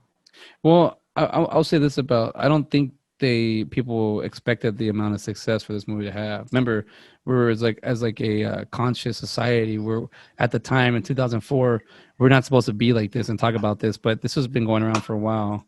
Yeah. Harold and Kumar go to White Castle, 2004. Harold Lee and Kumar Patel are two Asian American, Korean, and Indian stoners. I always forget about. I'm so close-minded. Who get the munchies and embark on a quest throughout New Jersey for White Castle burgers after seeing them advertised on TV. On their way, they encounter many obstacles, including a gang of extreme sport punks, a raccoon with an attitude, a group of Asian nerds, a racist police department, a cheetah that has escaped from a zoo, and out of control Neil Patrick Harris. That's a really good way to kind of describe the synopsis of the movie. I'm Okay, so it all right, so the budget was 9 million for the first one, and it made yeah, okay. It made what, 23? the first movie. Yeah. was right? 9 million. Well, I have 40 million here on Wikipedia though. I have four Oh, okay. I was looking on IMDb, on but you well, said you on Wikipedia it said it made 40 million, or was no, Wikipedia for Harold and Kumar, the first one, go to White Castle. It cost 40 million, it made 102, and the second one said it cost 12 million, made 43.5. so who's lying to us? I guess is what the The question is. internet is always telling the truth. Believe me, I'm on the internet. Right. Let's see. I don't know. I mean, I think like I always go by about ballpark numbers now because at first Because it nine didn't. million sounds about right for the first one. Because they were both, I mean, no namers. And let's see here. You're right about that, dude. Like Let's it's see. because they're Oh, the okay. So that's I think that's for all three of them. Is it's the budget has been 40 million, oh, that makes and a lot of it's sense. made 102. Yeah, because it says Harold and Kumar. It doesn't say like each one. I And if you know. go Yeah. to Yeah, you're right. okay, yeah, that makes sense. Okay, But so the franchise itself has made that's actually a really good return, honestly. Like 40 million for three movies, and then you get 102 million out of it. well, dude, you know what? Thank you for clarifying. You clarified that really well right now because that was messing me up. I was like, because it does. I am just here on it is Harold and Kumar. Like that's all it's like. They have their own little world. That's pretty Yeah. cool. Like and yeah, here you go. Yeah, here we go. I got to hit the bottom. Here we go. Sorry, everyone listening. I went on a little detour. Yeah, the budget for the first one was 9 million. The second one was 12 million, and the third one was 19 million. So they gradually added more.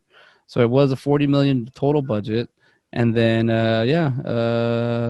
103 worldwide.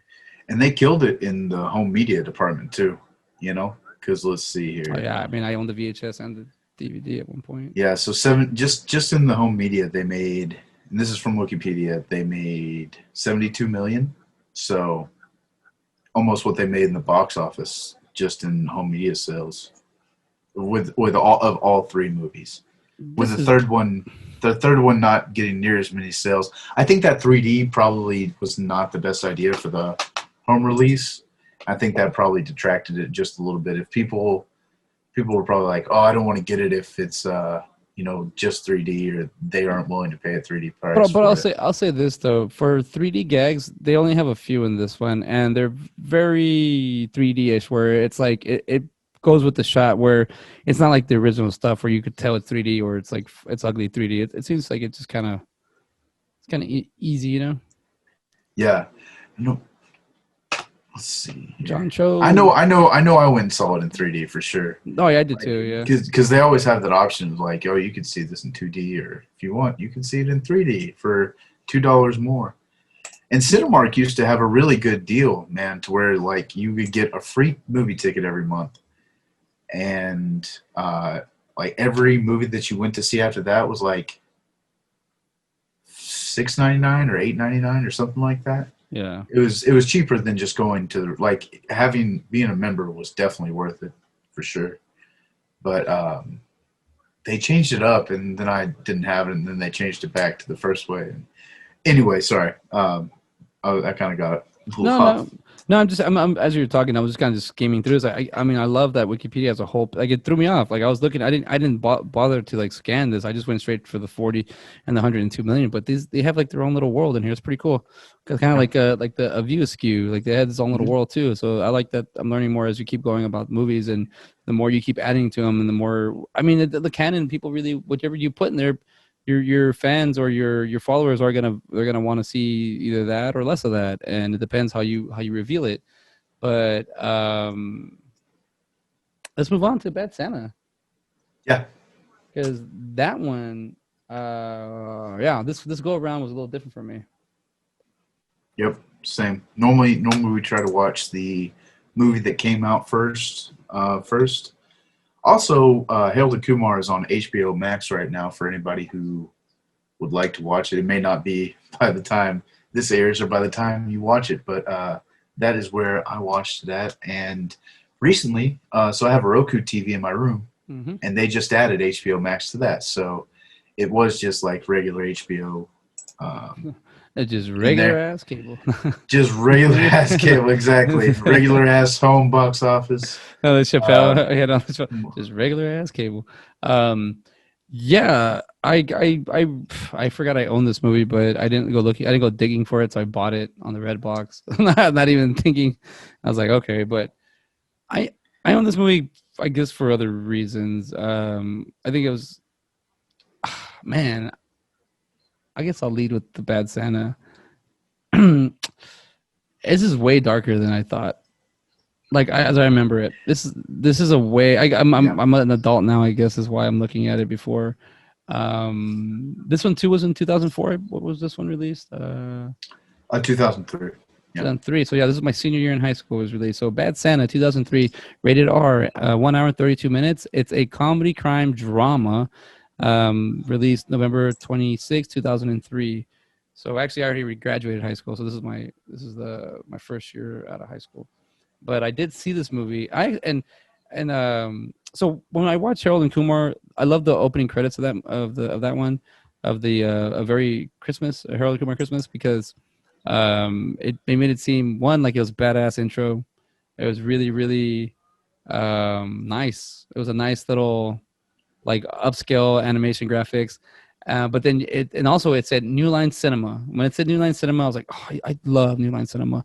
Not only because it's the home that Freddy Krueger made, but it's just they always produce good movies. They make good stuff. And now thinking like, kind of like a production company, when you watch these movies, like who pitches these movies, or what makes you have to make the jump to, because it's on you if you don't make it, the movie doesn't come out well, or Yep. not even that, it's like you got to distribute and whatnot. But watching this one from the beginning, and then as really, I guess, just going through like the shit I went through when I was younger and drinking a lot. This is a really dark movie. Yeah. I remember when I first watched this movie, I did see this at the theater. I went on a date, and I this is the first thing I remember about this movie was on my date. If we were walking out, we first were kind of like, "What? Okay, that's a little weird movie, a little maybe dark."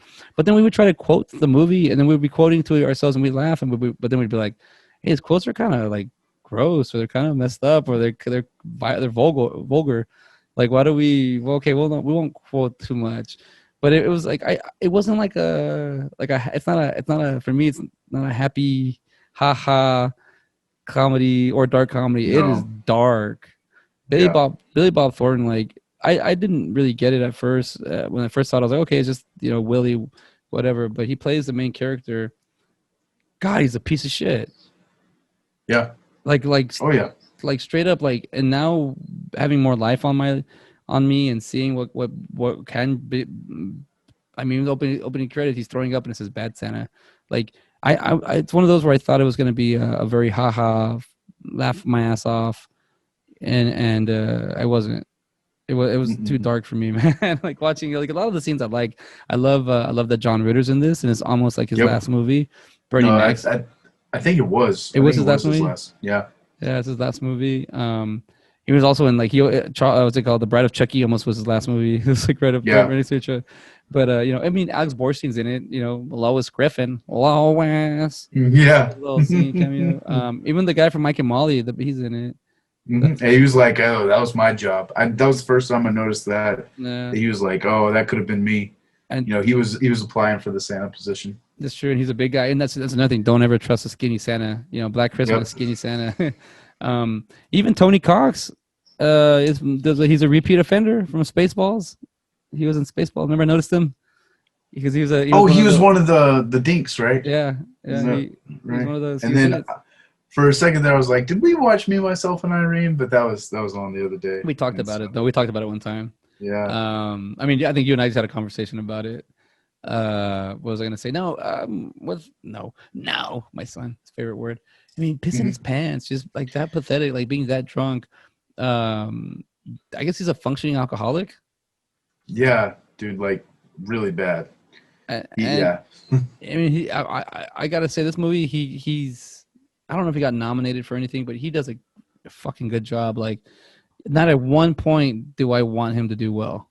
Not like do I bid No. him. Not at one point. I mean, he lives off the little kid. It's like hooking up with the big and tall women. They bring that up a lot in this movie. I didn't realize how much they brought the big and tall. I don't think I fornicated a day in my life. I fucked a fat chick or two, but I'm fornicated. But he doesn't see us. I mean, like, that's kind of funny, but but the whole humor behind the joke is what's like. Oh, I mean, I guess getting laid in the in the dressing room, changing or department store changing room is okay, but I guess I don't know. I'm not saying what I'm trying to say is like it's very vulgar. It's very childish the way. Yes. Yeah, Well, like I said, dude, like even the subtitle person, like they didn't even want to put bleep. the yeah, they just put bleep in there. Like, oh man, one of my favorite quotes from this movie is, "I'm on my fucking lunch break, okay?" Like, oh man, that's just a classic. Like this classic bad Santa Billy Bob. Like he's like everything about you is disgusting. Like constantly putting him down, dude. And then he just looks at him like just chewing like that, like just like you don't even know why you hate it so much, but you just know that Well, he's giving them the worst he fucking look. always not even making an effort. But I mean, like, it's like it seems like you'd take this serious, or like, dude, but it's like he only has one skill. He does say about his dad, like you could tell his dad was abusive. His dad, like, Mm-hmm. and he goes, "We taught me how to crack a safe." So he's already it comes from a bad pedigree. So Yeah. he's already a person that's just always in a bad mood. He's depressed and he's always drinking, and it must suck for what's Tony Cox's character's name in this movie? When Marcus. Marcus, there you go. It must suck for Marcus because he's having to put up with that shit all this time, and it could be so easy, as in just like let's just show up, steal some money, do it for 2 weeks, case the joint, see what we want. But I mean, they made Yep. $100,000 that it's one, and he even calls him out, like he tells him like you're. I mean, those scenes where it's more pathetic now. I guess I'm getting older, man. Like I said, as you get closer to 40 and you see like you just see a guy sitting on a fucking park bench eating a corn dog, drinking a beer, and just getting off to like girls dance, like playing volleyball. Now I have nothing to say about that. Not wrong about that. Like I check them out too, but that's like your high point of your day. Like Just blatantly sitting there, yeah, just watching. Like no, like they know exactly what's going on. You know exactly what's going on. There's, you know, I mean, if they don't know, even if they don't know what he's going on, he's just even if he's just there, just creeping up on them, like that's the high point of your day. Like to me, I'm like, okay, like that to me is kind of like it's kind of I don't know. Like I'm not trying to pick at that. That's the funny part, but I'm able to just kind of just see through everything. And I feel like everything's like they take it everything dark, and they just I don't know what I'm trying to say about this movie. I'm not saying I I don't like think it. I think it was written by, oh no, I guess it was like executive producers were like the Coen brothers. So Okay. I see a lot of, let's see here, where are they at? Let's see, produced. Oh, it's produced by Harvey Weinstein. So that totally makes sense. That's why it feels like that. That's where it is. Okay, No, okay. Ethan and Joel Cohen were also executive producers. Oh, because I was, But it's I like bet you he was just laughing his ass off at this one, like, that's him. like So the director is Terry Zwigoff, and he yeah, did. I that's a mean, really good job, Butcher. You didn't even. dude, I don't. That It's was getting right easier. on point. These foreign names are getting easier to me. It's like the damn American names are starting to mess me up. Um, Ghost World. I don't know what Yeah, Crumb is, and me it's neither. probably good. And then Louis Bluey and Bad Sound. So he's been directing for a minute. Yeah, Um, just like every so often though. oh God, he did a big gap. He was the Yeah, director of Art School Confidential, which I like. Man, that was 11 years difference change. Yeah, you're right. He takes big gaps. Starting 85, 94, 2001, 2003, 2006, 2017. yeah. Oh, he did. Oh, okay, never mind. He didn't. He only did bad. Man, this good. I He mean, didn't even do the second one, he didn't even do the second one. which makes sense. It does have a different kind of tone to it. It's I not. do it. I looked up. The second one came out in 2016. I know I saw it, but I can't remember it. Yeah, it's not very memorable. It's them doing the same damn thing. I mean, Uh, if we're being real, like there's no growth in the characters, so you you have you kind of get a little bit more of why he is the way he is, just because Kathy Bates is his mom and she's just as rotten as he is, you know. So So, so that being said, on your sequels, now that you're watching them and we could do side by side, and we're actually breaking movies down as we're focusing on them, even though we're just kind of past, we're still watching it one time and talking and discussing it, even if we've seen a movie 100 times. Like sequels, they have to be different then, huh? There has to be there has to be like there's like a equation for sequels. yes, I think so for sure. You get a lot of pushback whenever you do the same thing over, and it's almost like just kind of how I feel about it, and what I can kind of tell from how people feel is like it's almost like a slap in the face. Like, oh, I paid to see this whole movie again, just like later. Like sometimes it makes sense, like if they're doing a remake or something like that, like Jumanji. Jumanji's one that where you essentially can have the same story with different things, but people are going to come and see it for a different reason. Yeah. So like the first one with Robin Williams, I mean, fantastic, and then the second one where they had the video game come in, I think it was called Welcome to the Jungle. That was cool because you have like, okay, you're actually playing with avatars and stuff like that. And then the third one, the next level that just came out, like you have the avatars that are still coming in and playing, but they play different people. So you Yeah. have like Danny DeVito and Danny Glover and stuff like that. So those kind of sequels you can kind of get away with. But where you see at the end of Bad Santa, spoilers by the way, where he's not even going to jail for this, like he's just getting out of a hospital, and then you're like, all right, cool, like he may get his shit together just a little bit, but then you see in Bad Santa 2, no, he hadn't got his shit together. He's still doing the same shit he was doing way back when, and it's almost like a reunion special for a TV show. Like Yeah. you want to see it, you want to, but it's not always going to be what you expect it's going to be. Yeah, I It's, get you. You get to you see the know, same old shit, but the same. You want same shit, but different smell or something. But they give you the same things both times. Like, okay, yeah, because I'm it's like trying the to. Hangover. The Hangover 1 and 2. Like the third one was different, but by that point, Yeah. nobody was like, oh, you already got me the first time. Yeah. And the story wasn't just near it wasn't near as strong.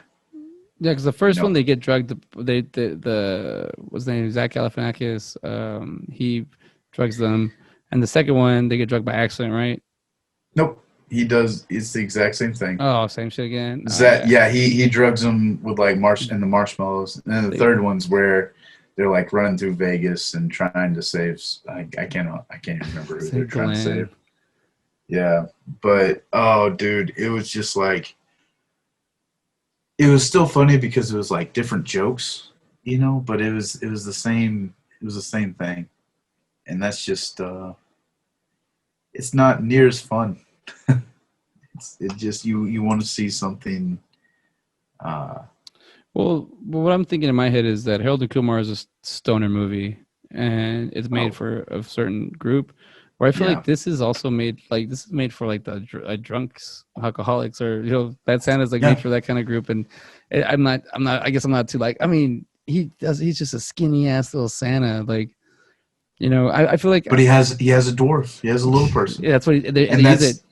yeah, they use that to their advantage, and that's why it works. Oh, I was just kind of looking up Billy Bob's cast or his film and TV list. He was Cat Dog's father. Oh my So god, on Cat Dog, yeah, it's Cat like Dog, Cat his Dog. his name was Hound Dog McDog, and that's yeah. So I guess there was a cat on the other end of that. Uh, He's the narrator for NFL Favre Forever 2006. Goliath, man, that Amazon TV show. That's actually a really good show. I I heard like about the that. first season. I haven't watched any of the other ones. And then he was also in the first season of Fargo, which, whew, I mean, that was a good TV show, man. If you ever are just bored one day, that and The Mandalorian. I mean, just that finished up its oh dear God, season 2 finale, and I mean, I was sitting in here watching this on Friday morning by myself, clapping at the TV like it was that good. Um, for those of you listening, I'm not a big Star Wars guy. My friend Ben is, but I'm not opposed to Star Wars. But by the Facebook and social media posts, apparently the season finale is. Yeah, I'm making a shocked face. you So want me? You want me to tell you what happens? I don't want to ruin it for me yet. I got started on that first one. I got 17 minutes into it. I'll let me catch up on my own. there's there's a guy at work that he's like, oh, I hate that show. And so, but he likes Star Wars. Like he just doesn't want to watch the show. Like he's not real big on getting on bandwagon and stuff. And I was like, all right, man, here's what happened. And I just broke it down for him. He's like, I might go watch that episode. So I broke him, dude. Like I'll go in and tell him like all the secrets and everything like that. Cause I know I'm like, you're not going to watch it, right? He's like, no. And then, I'm like, dude, it's good shit. Like, Yeah. I don't know if that's necessarily why he doesn't watch it, but that's my guess. He's like, he's in his early 20s. Like he's Oh, still a kind of, younger guy. Yeah. yeah. Yeah. I didn't realize that. I would have pegged him to be a little bit older. But. Well, I mean, even like that, like his generation is big into Star Wars, and he's definitely not into it. My generation, I don't think we were. You're the one that brought up to my attention last time. Where I was like, well, it wasn't big when I was growing up, but it's because they're still barely getting. Now there's a lot of canon and content. Back then, they only had to work off 3 movies and maybe 4 or 5 like sequels to those movies. But now And you was they like 20 had things. they had books back then too. Oh So yeah, if you the weren't, books is where it started. Yeah. yeah, they have like EU stuff, and that's where a lot of people I think are really enjoying the Mandalorian, especially that read those books. Because I haven't read any of those, but they have like a character called Thrawn. It's like this blue dude, and he was like really into the Empire, and after it, Palpatine dies and everything, he like takes it over. Apparently, he's a really big deal, and they brought him up in this TV show I'm watching right now, Rebels, and then they like brought him up in Mandalorian, and they're like, oh, okay, like that's. I think a lot of people are getting a lot of fan service from it's Dave Filoni, who is like the story guy, and then Jon Favreau's like the showrunner. Yeah. And so they're doing a lot of fan service through games, through books, through just everything, man. Yeah, I mean, honestly, I know we're talking about Bad Santa and everything, but take a minute just to appreciate how much awesomeness they're doing over there at Disney. There's been a lot of stuff dropping with Marvel and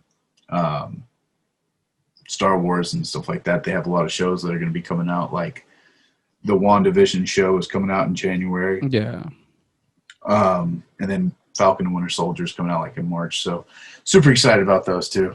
And they have a What If show that looks really, really good. Yeah, we talked about it last time. We'll break down that a little bit later because I'm excited about that too. That seems like something that we can really sink our teeth into. Yeah, maybe I should. Bad Santa.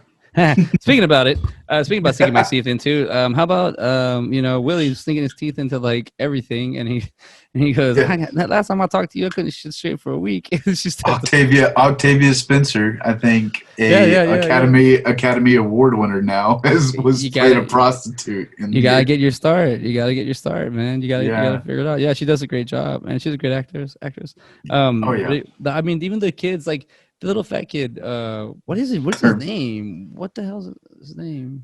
In the show or in the movie? In the movie, I think it's called Thurman Merman. Thurman, yeah, Thurman. There we go. Sorry, I mean to call him fat kid, but I thought he came up here and it said, "Oh, it says the kid," but his name's Thurman. On IMDb, it just calls him the kid. Interesting. I bet you in this. Let's see here on the second one. I wonder if he actually has his name or if it's the kid again. Because I remember him in the second one. I remember watching it, but I don't remember the second one. Thurman Merman. Thurman Merman. Brett Kelly is his name. Yeah, Brett Kelly. And he's actually kind of slimmed down a little bit. Looks like. He was only like 10 when he made the movie.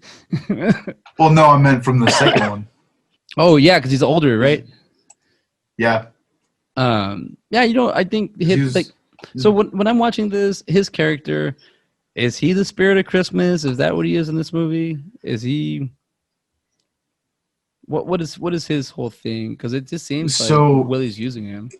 Maybe not even the spirit of Christmas, but just that innocence. Like you can take advantage of him. You can put on a robber's mask, and he's still not going to think any different. Like you're Santa Claus to him. Like he's just yearning for that father figure, and he'll take it any way he can get.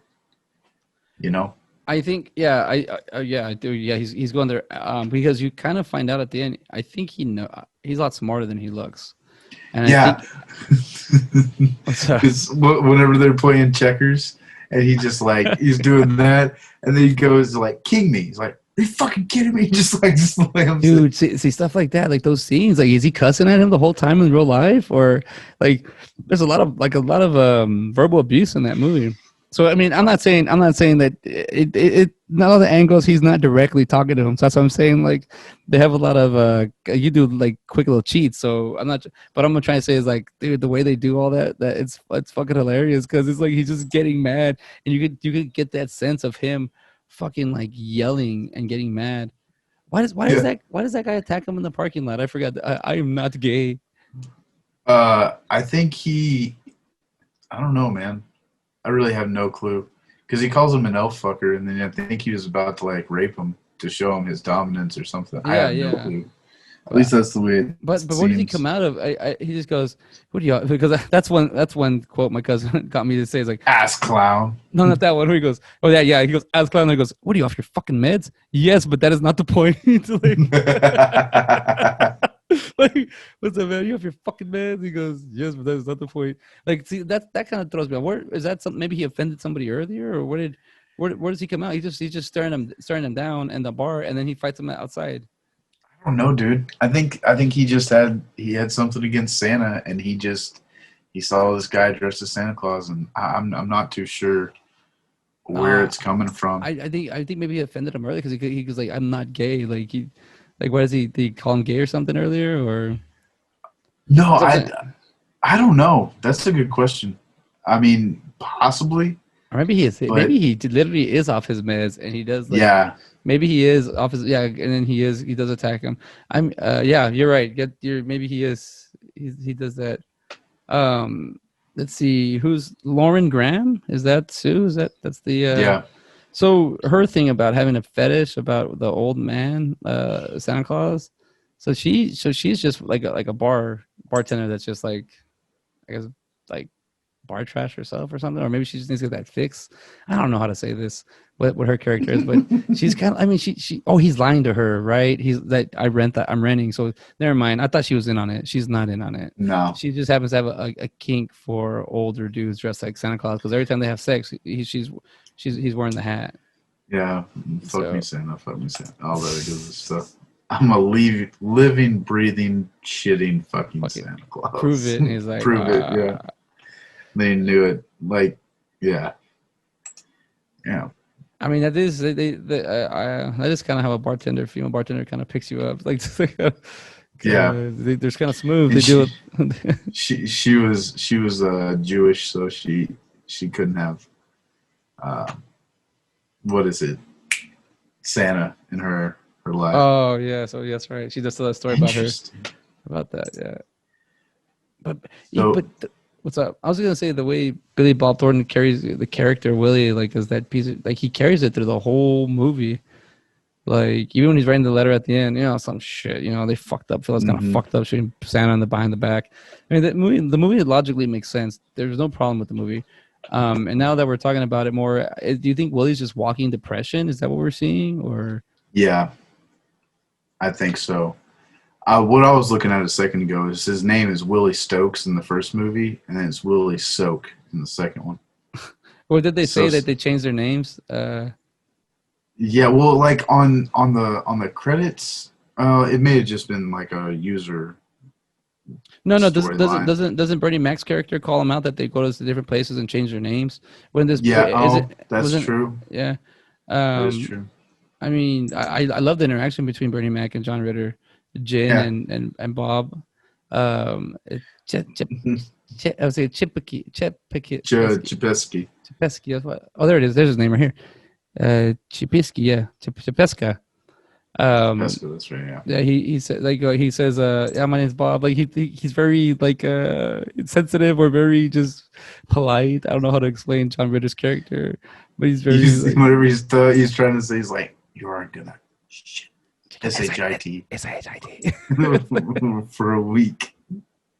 Yeah, he told her Oh, that. so Like, he's and then Bernie Mac's just, his character is just sitting there, like, what else? He does catch them. He catches them. Like, he fills it all together real easy. Hmm. It is something I have noticed though about Bernie Mac's.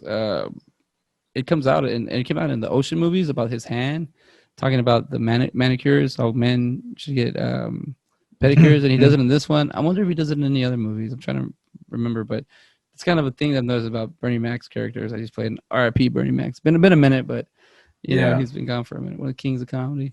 Oh, Um, I even have that in there, like his interaction with the woman at the nail salon. Just how funny it is. Just like got any gloss? Like, giving that hard, what is it, like hard rain or yeah, something like that. hard candy. Hard candy. That's right. Yeah, he's like, yeah, yeah. Give me Yeah. some of that. He's getting up there. He's getting his toenails done. My mom one time got me I think that's a pedicure, right feet or pedicure, manicure hands. I think that's how it Yeah, works. yeah. So my mom one time was like, "Well, I'm getting my pedicure. If you want to come talk to me," I was in high school. She goes, "You got to come sit next to me and talk to me." So I waited next to her, and the dude, like the Vietnamese place, the dude took my shoes off, and I was like, "You gonna pay for me, mom?" She goes, "Yeah, I'll pay for it." I was like, "All right, cool." And this guy started massaging my feet, put the soap, and then he put like the salt, like Epsom salt, and Yep. a bunch of stuff like herbs on my, and then like I just felt like all the release of my feet just kind of come away, and I was like, oh wow, I understand why they do this. I understand the minty feeling, refreshing feel in your feet. Oh wow, okay, the stress is going away. I mean, I was young, but I was like, oh, this is cool. Maybe I prefer callous feet though. I'm old school. I wanna be able to step Same. on things and not I like I don't having like smooth feet or hands. I oh don't like it. I do have smooth hands, but that's because I'm missing the third layer, the top layer of skin on my hands. So parts of my hands is as a child I burned. I touched some fire. I have a thing with pyro where I was. I've learned to keep that under wraps over the years, but I burned my hands when I was little. So my hand, I don't know if you can tell, but it's kind of like my hands are kind of webbed or not webbed, but scarred up. It looks way better as I've gotten older, but when I was younger, my hands looked like Freddy Krueger's face on my all over my hand, on the inside of my That's hands. why you did it. Nah, That's why you did it. You were nah. trying to look like your hero. Yeah, but start off with my hand, and then we'll go from there. We'll check it out. I was like 6 months old when I did it, so I was like, real. I was way ahead of the game. I was like, Oh well, no, wow. no, well, technically, '84. I was born, and the movie came out in '84, so somewhere there, I was like, let me see. But yeah, I mean, I see as Thurman being maybe the Christmas, the Christmas I could I catalyst, could like see that. yeah, like he's not really the spirit, but he's the innocence because I think he does know what's going on around him. He's just, I mean, I just he puts on. Oh, hey, what I don't about know the? why I don't the wooden pickle man. What's up with that? I mean, it got me when I watched it the first time, and it got me again this time, where he's just making an effort to give him a gift, and I mean, I Yeah. don't know why. I guess that's what came to his head.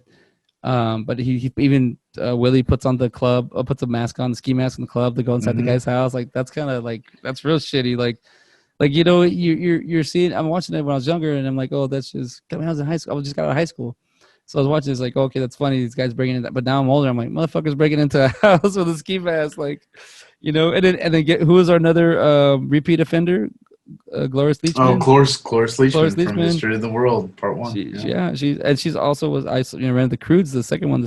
She was in that. She's in a lot Yeah. of stuff, man. She's still going. She's like 94, 96 years old. I don't know how old she is. She's still going, man. That's awesome. So Granny Spry, I guess. Yeah. She got it. We got to see. Yeah, she's in it again. She does a good job. Her character.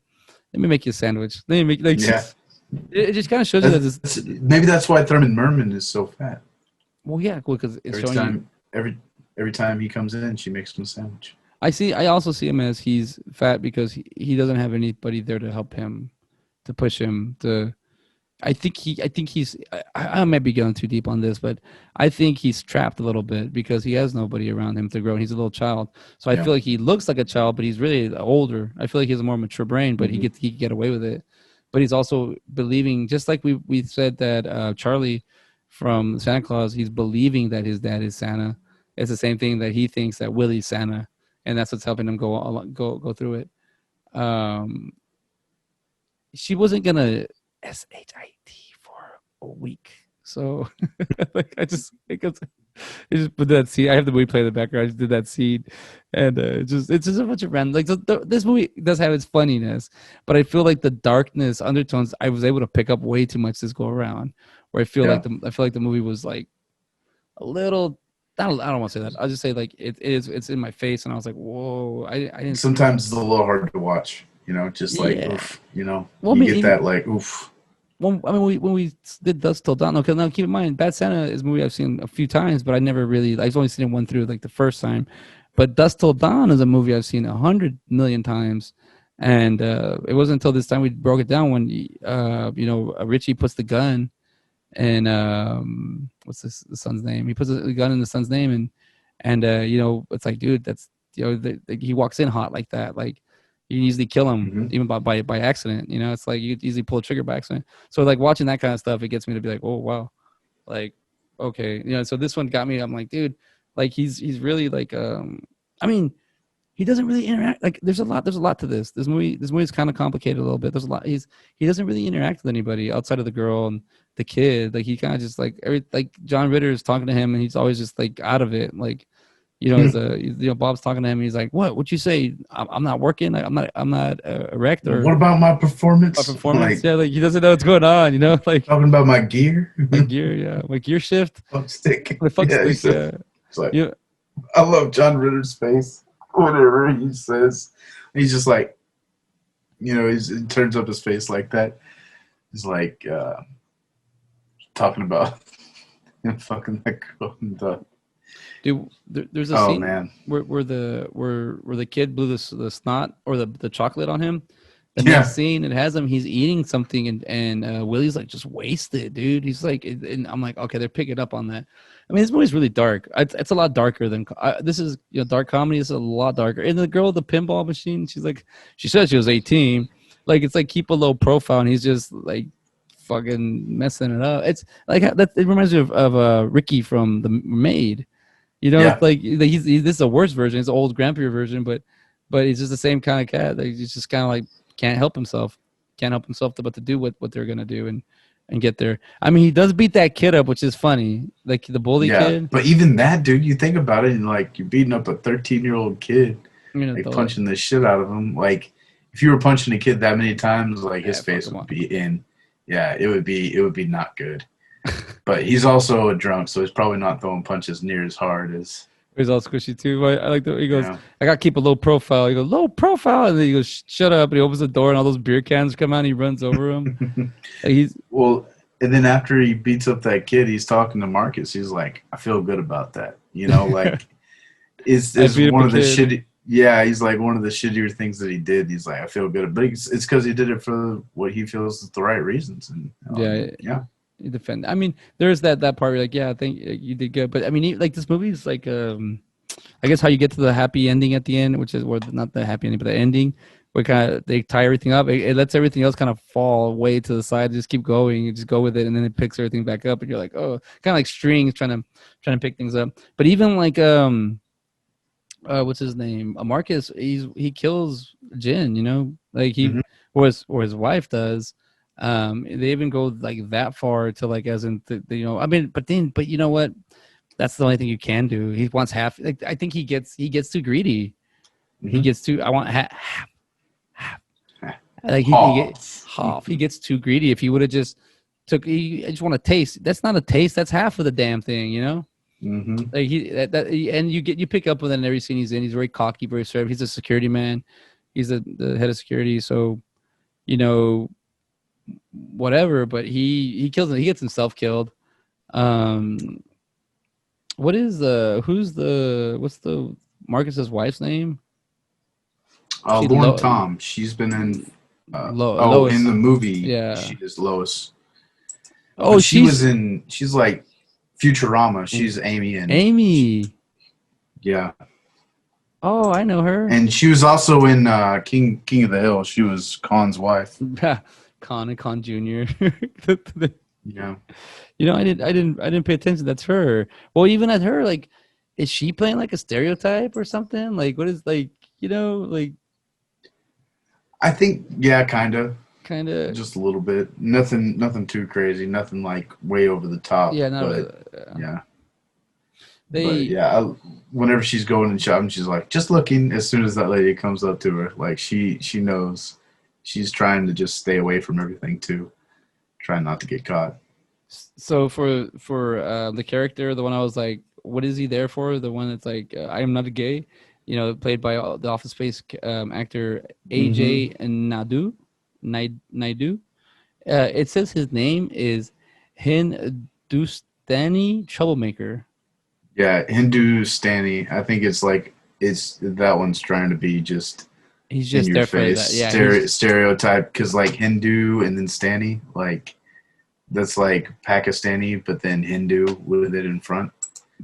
I'm looking at it as the word troublemaker. Like that's not his last name. So I think what they're doing for the Yeah, character, it's just he's just there to so him and the kid can meet, so him and Thurman can meet. That's yeah. basically that's all he's there for. Okay, so I'm not losing it when I'm like, hey, he when did he make what's why is he pissed off at Willie? Like it doesn't ever really tell you, but it's just because he's a troublemaker, kind of a troublemaker. Um, maybe this is a mental health movie. Maybe there's another mental health movie that we're kind of Possibly. there's a lot of issues like that on here. I mean, In I mean, the sorry, in the trivia it says Billy Bob Thornton has said he was genuinely intoxicated during some filming. Interesting. so he's freaking drunk on. He's really drunk on it on some of the scenes. And then whenever Oh, Tony Cox outlived the "you probably shouldn't be digging in your ass" line. that's right. Okay, and it also says Tony Cox and Bernie Mac were both appeared in Friday, Oh and yeah, that's right. we do have to do a little shout out to Debo. Was this a Tiny Zeus? Oh my God, how did I ruin that? Um, he passed away. Debo, Yeah, um, Tiny Zeus yeah, Lister was man. his name. Yeah, Tony Lister, Yeah, Tiny. Lister, Tiny. Yeah. Let's see. What do you think about Bad Santa overall? As in, like, just the idea of the story. He doesn't care if you're naughty or nice. Do you think that this promoted as a comedy, or this is like more? I think it's a super dark Yeah, comedy. this is dark comedy. Even let's see here, yeah, comedy, crime, drama. So I feel like if a comedy has drama and comedy, and Dramedy. it's yeah. I mean, it's not really even a drama. I would say it's more along the lines of like you said, a dark comedy kind of look. Um, at a mall Santa, just taking something that you normally just assume people are going to be like ho ho ho and Yeah. happy, and stuff like that, and then just totally turn it on its head. It's a Christmas movie that doesn't feel like a Christmas movie because you're in Arizona. There's no snow. That's true. Like you don't have any of that kind of Christmas feel to it, and it's not even like the Christmas spirit kind of. You do. It's not even a redemption kind of thing, but you see him kind of like grow a little bit, just enough Dude, like just to enough, man. Because he even says like oh, he says what thank were you we gonna for say? he says thank you for turning the letter to the cops. He was like, I forgot I gave that to you. So he's like doing the right thing, but it's like he's hoping in chance, and it does work out for him. Yeah. Like, but he Um, yeah, man, it's a sad ass story. Like even from the beginning, like it's just so sad and depressing and everything. But like I said, the first time watching it, you're just laughing because you know you're supposed to. Like that's the whole point of it. Is like this is gonna be a real fucked up movie. So yeah. you're just kind of in that mind. And then once you watch it again, and like you said, whenever we start breaking stuff down, then you just kind of get more of that. Man, this is really screwed up, man. Like Yeah. it doesn't lose its funny, man, because I still laughed at it. I was still Oh yeah, laughing at yeah. I was some laughing. points, and it's more like that humor where you're just like, God, man, it's like that person that says something that you just It's like you can't help it, inappropriate, like but it's funny. yeah, because I was gonna say like it's what everybody else is thinking, but that's not necessarily his Yeah. character. Like he just says whatever. Like he literally has word vomit all the time. Like he's not thinking. He'll just sit there and piss himself. Like Well, he just seems like he's just a user. Like he's just using. He doesn't ever like. He doesn't have a house, his car, shit. I mean, even that cracks me up when I see him. Like it shows like a month later, he still has the same car, living. He's not really trying. He only works one, if that, one day a year. Literally, like Santa Claus. Well, he works one day a year, gets paid, and lives off of that. So he's kind of like, yeah, he goes, and except when we get to March, I'm the Easter Bunny, which is kind of like a dark thing. This so the reality of this movie didn't change my score for it. What it did for me was it just kind of like I feel like this is just like going into like a dark bar, and it's just kind of like like gringy, dingy kind of bar, and he's like, oh, you know, okay, you can hang out, and there'll be some funny things, but it's like a dark place where it's I don't want to. I guess what I'm trying to say is I don't want to go too much to this dark place. Yeah. Because it's funny and this is a comedy. But it's not even. I don't know what the drama. Like maybe I guess you would call it the drama, but damn man, like the interaction with kids are funny, but that ugliness that just kind of floats over it, like how he got to where he's at, and he has very little story arc, very change, very little. There's very little change to Willie. He is kind of he's just drunk all the time. I have to do this with you as we talk. As we're bringing more stuff in, and I just noticed right now he does only work 1 day a week, 1 day a year, and I'm giving this movie a little bit more credit than I discredited after I watched it. I think it's getting its credibility back because the more I'm bringing it in, the more I'm talking about it, the more just the funny little things it has to offer, and it is kind of like an art piece in a way for certain things I've seen. Just the way of like the shots going into the mall and seeing certain things, the way they get to things, the reveal shots. I mean, even when Bernie Mac gets killed, it doesn't even look like he's like, oh, like it's like he's laughing, Yeah. not dying. Like he's like, oh, you like they pulled a fast one on him, like they got him. Hmm. Um, there's that kid that gets caught stealing. He's like a Disney kid, isn't he? Where he's done some movies.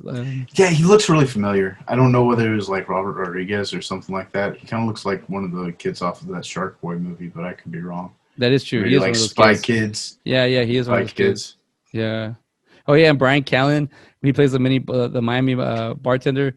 But it shows that scene where Willie's cutting the lemons, he's making the drink, and then he's like, "Hey guy, what the fuck did I tell you? Get out of my bar!" Because you think he's Yeah. actually a bartender, but he's just jamming behind the bar. Even when he makes the girl the drink, he gives himself all vodka and puts a little bit of orange juice for her. Hmm. Yeah. He was just drinking straight vodka. Yeah, like he's definitely Let's hurting. see. Oh, Matt Walsh he also plays the neighbor. The guy that's like, hey, I'm running the neighborhood, the light, the candles. That guy, Yeah. he's been in a few movies. Well, let's see. Let me see something real quick before we move on. Brian Callen he was in The Hangover. He was the wedding guy, Yeah, right? he's in that one. Matt TV, Yeah. Joe Rogan recently got a little Me Too'd from something 20 years ago. I think he's trying to make a comeback. I don't know. Kind of funny guy. Like when you see his some of his work. When I say kind of a funny guy, I don't mean like he's not funny, but when you see him on the scene like that, he just has like I think he's in all three Hangover movies. I think he plays a character in all three of them actually. I think he does too. Yeah, I think He you're has like right. those kind of characters when he comes out. Like they're it's funny. I didn't mean to say kind of, take that back. He's a funny guy. He was in the second one. He was in the first one. Let's see here. I don't know if he was in the third one. No, he wasn't. Anyway, Well, let's I mean, is there anything we need to know about Bad Santa that before we move on? Because I made it my decision, when I finished watching it, and then I kind of talked to you and I kind of see if it changes. So this one did give me a different. I did change my score. The other one, however, I'm gonna stick to that score that I started with. I think I'm good with that one. I might change it a little, might go up a little bit, but I'll let you know after we're done talking about it. so I kind of grade as we're talking. Is what I'll do is like normally about like halfway through our conversation, I'll just write down what I feel like the movies are. So let's go ahead and do Harold and Kumar first, since we started with that one first. So You gave, I think last week you were the one who started us off. So weren't you? I don't want to take yeah. I don't want to take the reins from you every No, time. no, psh, do it, bro. Um, Kid. Harold and Kumar Christmas. Uh, I gave it a 10, dude. I gave it a solid 10. It's a fun ride. It's definitely a stoner movie, and I think that taking a break and then coming back and just being completely like just getting that feel to it this time around. Yeah. I think that was great, and I think that really helped me kind of really take a step back and laugh at goofy shit. It kind of uh, freed my mind from Hmm. overthinking it too much. So much so that I couldn't hardly even write notes, like I said. And just kind of it was very very relaxing to watch. As a Christmas movie, man, it's a fun Christmas movie. It really is. It's fun to watch Harold and Kumar, go around. I think it's you know who would ever thought that Harold and Kumar would have had a Christmas movie? Yeah. And I think that's what's so cool about it too. It's just like it's a fun adventure, and it's two people that you can like. Okay, yeah, we can go on an adventure with them. I wonder if Harold even celebrated. If he was all that big into Christmas before Maria, or if he just he has to do it probably all for his dad. Yeah. And then, you know, do either one of them even really celebrate Christmas? Like that's the real question. Yeah. They're You doing it for know? everybody else, and that's what he does. Yeah, And he does say that. I see the way you are with your, and I mean, he says Kumar sees the way Harold is with Maria's family, and the way he wants to be with his yeah, family. and I thought that was a really cool thing too. Is when Harold was like, I don't have to be out here doing this. I want to be here. Like I want to. I think that's a little bit of like I want to be here with you, Yeah. Kumar, and I also want to make sure that Maria's dad is as comfortable and as happy as possible because she loves him and I love her, kind of thing, And it's just like that's what's awesome about Harold is like he's yeah he kind of doesn't hang out with Kumar all that much, but like his wife takes priority, and Yeah. it's not I feel like you have to strike a balance, but at the very least, like your wife is going to be number one all the time, and he really exemplifies that and just kind of brings that to Kumar's attention. Says the guy that's not married. And I was like, Well, I'm getting there, dude. yeah, sure. We all signed up for this shit. Not play. Let me tell you what I got from this, and you said it right there. Deciding, I didn't see it more or less as who you'd pick his friend, or I took it more as like he says it. Like I think Kumar says it like they kind of threw away that friendship. You threw away all those years, and that's Yeah, where I was like, oh shit, 20 years. Oh yeah, because you have 20 years that you they were together for 20 years like friends. Like that's a lot, it's a big deal, especially when you grow up and growing through friendships going through life as a younger age, and when you have a friend by your side and you kind of share it, it's a big deal. It's a big, yeah, especially like I always feel like you have those, friends before, like before high school, and then you have those friends during high school, and the friends a little bit outside of high school, and then whatever the hell you can freaking meet after 25. It's fucking weird after you turn 25 and meeting people. Um, I don't know. It's me and yeah. you got lucky. Yeah. No, I'm saying like Really. no, I'm saying it is like for me, like I was just saying like when you have, yeah, I can talk to you and you can talk to me and I'm like, all right, good. But I'm 36, so it's been 11 years. I've been like, it's like very rare to find some. I mean, I found people that I like, but it's like everyone's going on everyone's directions. It's really hard to find someone that's going close to you without crossing over, or without just kind of. It's a weird thing, and all you do every day is just get older, so you can't really like look too. I guess you can't get caught up in the future, but don't want to dwell too much in the past. But it's always cool to have that friendship. With what I did with this movie is it is definitely a stoner movie. But I took it as the whole universe, as the one, two, and three, and the fact that it's a Christmas movie. So I got to get my fix for my first two, the third Harold and Kumar, and a Christmas movie, and they did that. They threw in 3D animation. They threw in 3D. They really like. They're like, what else can we do? When you listen to Trey and Matt talk about a project, and then talk about the South Park Bigger, Longer, and Uncut, like Hmm. they really wanted to be part of it. Like they wanted to build that whole world, and that's what they did in this movie. I mean, sorry, they know what they got to pull out the stops. They got to amplify it more because it's a sequel. I mean, sorry, it's a movie, and this one's a Yeah. sequel of the third one. So it's the third sequel. So you really have to bring a lot of different things, and I think they did. They brought story. They brought they brought the animation. They brought the budget. They brought back they brought the MPH, which I want to say that revises his career. The first one, Hmm. this Harold revised. So that's another thing. Like this movie was able to help MPH. I mean, he makes fun of himself in the third one being this cheesy host, and that's what he does. You know, Yeah. like he does it in real life, and I always like that you can make fun of yourself. It sells the lovable characters. Danny Trejo's in it, being just this dad, this kind of stereotype of Latino dad. I one thing I love about the Harold and Kumar movies is they make fun of stereotypes, but then them themselves are not the stereotypes. Them Yeah. themselves are opposite of it. In the whole movie, that's a good thing to see. It makes you feel like, yeah, you're American. Like, hey, you just happen to be. I mean, I'm very proud of being Latino. I'm very proud of being Mexican American, but at the same time, I don't really look like the stereotype, so it's really it's really weird trying to sell myself as something where people don't want to see it, and then you have to kind of after a while, and it gets me to be like, oh, they're spending time around me because they're starting to see my mannerisms, my culture, and they're like, oh, he is like that.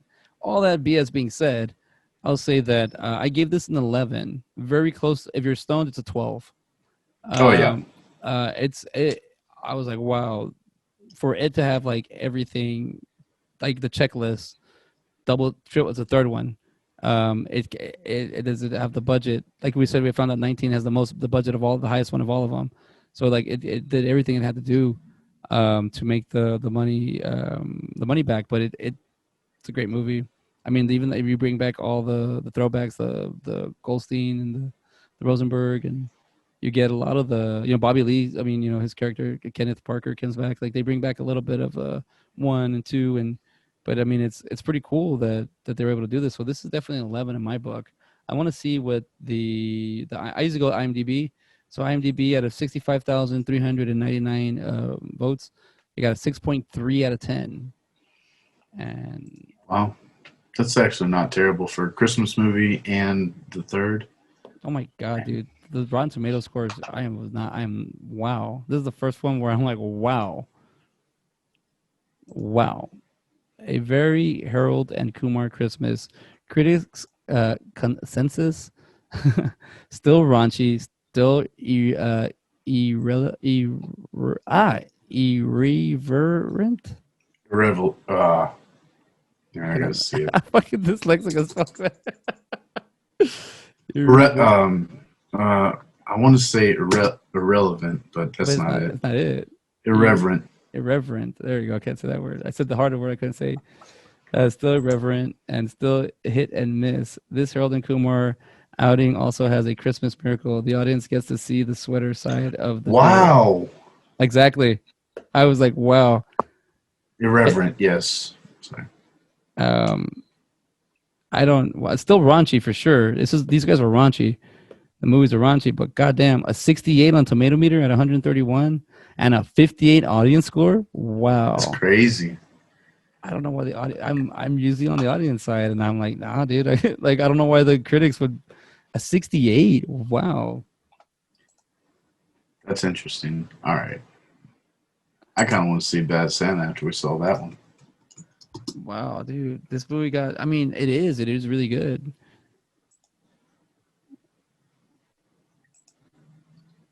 Wow.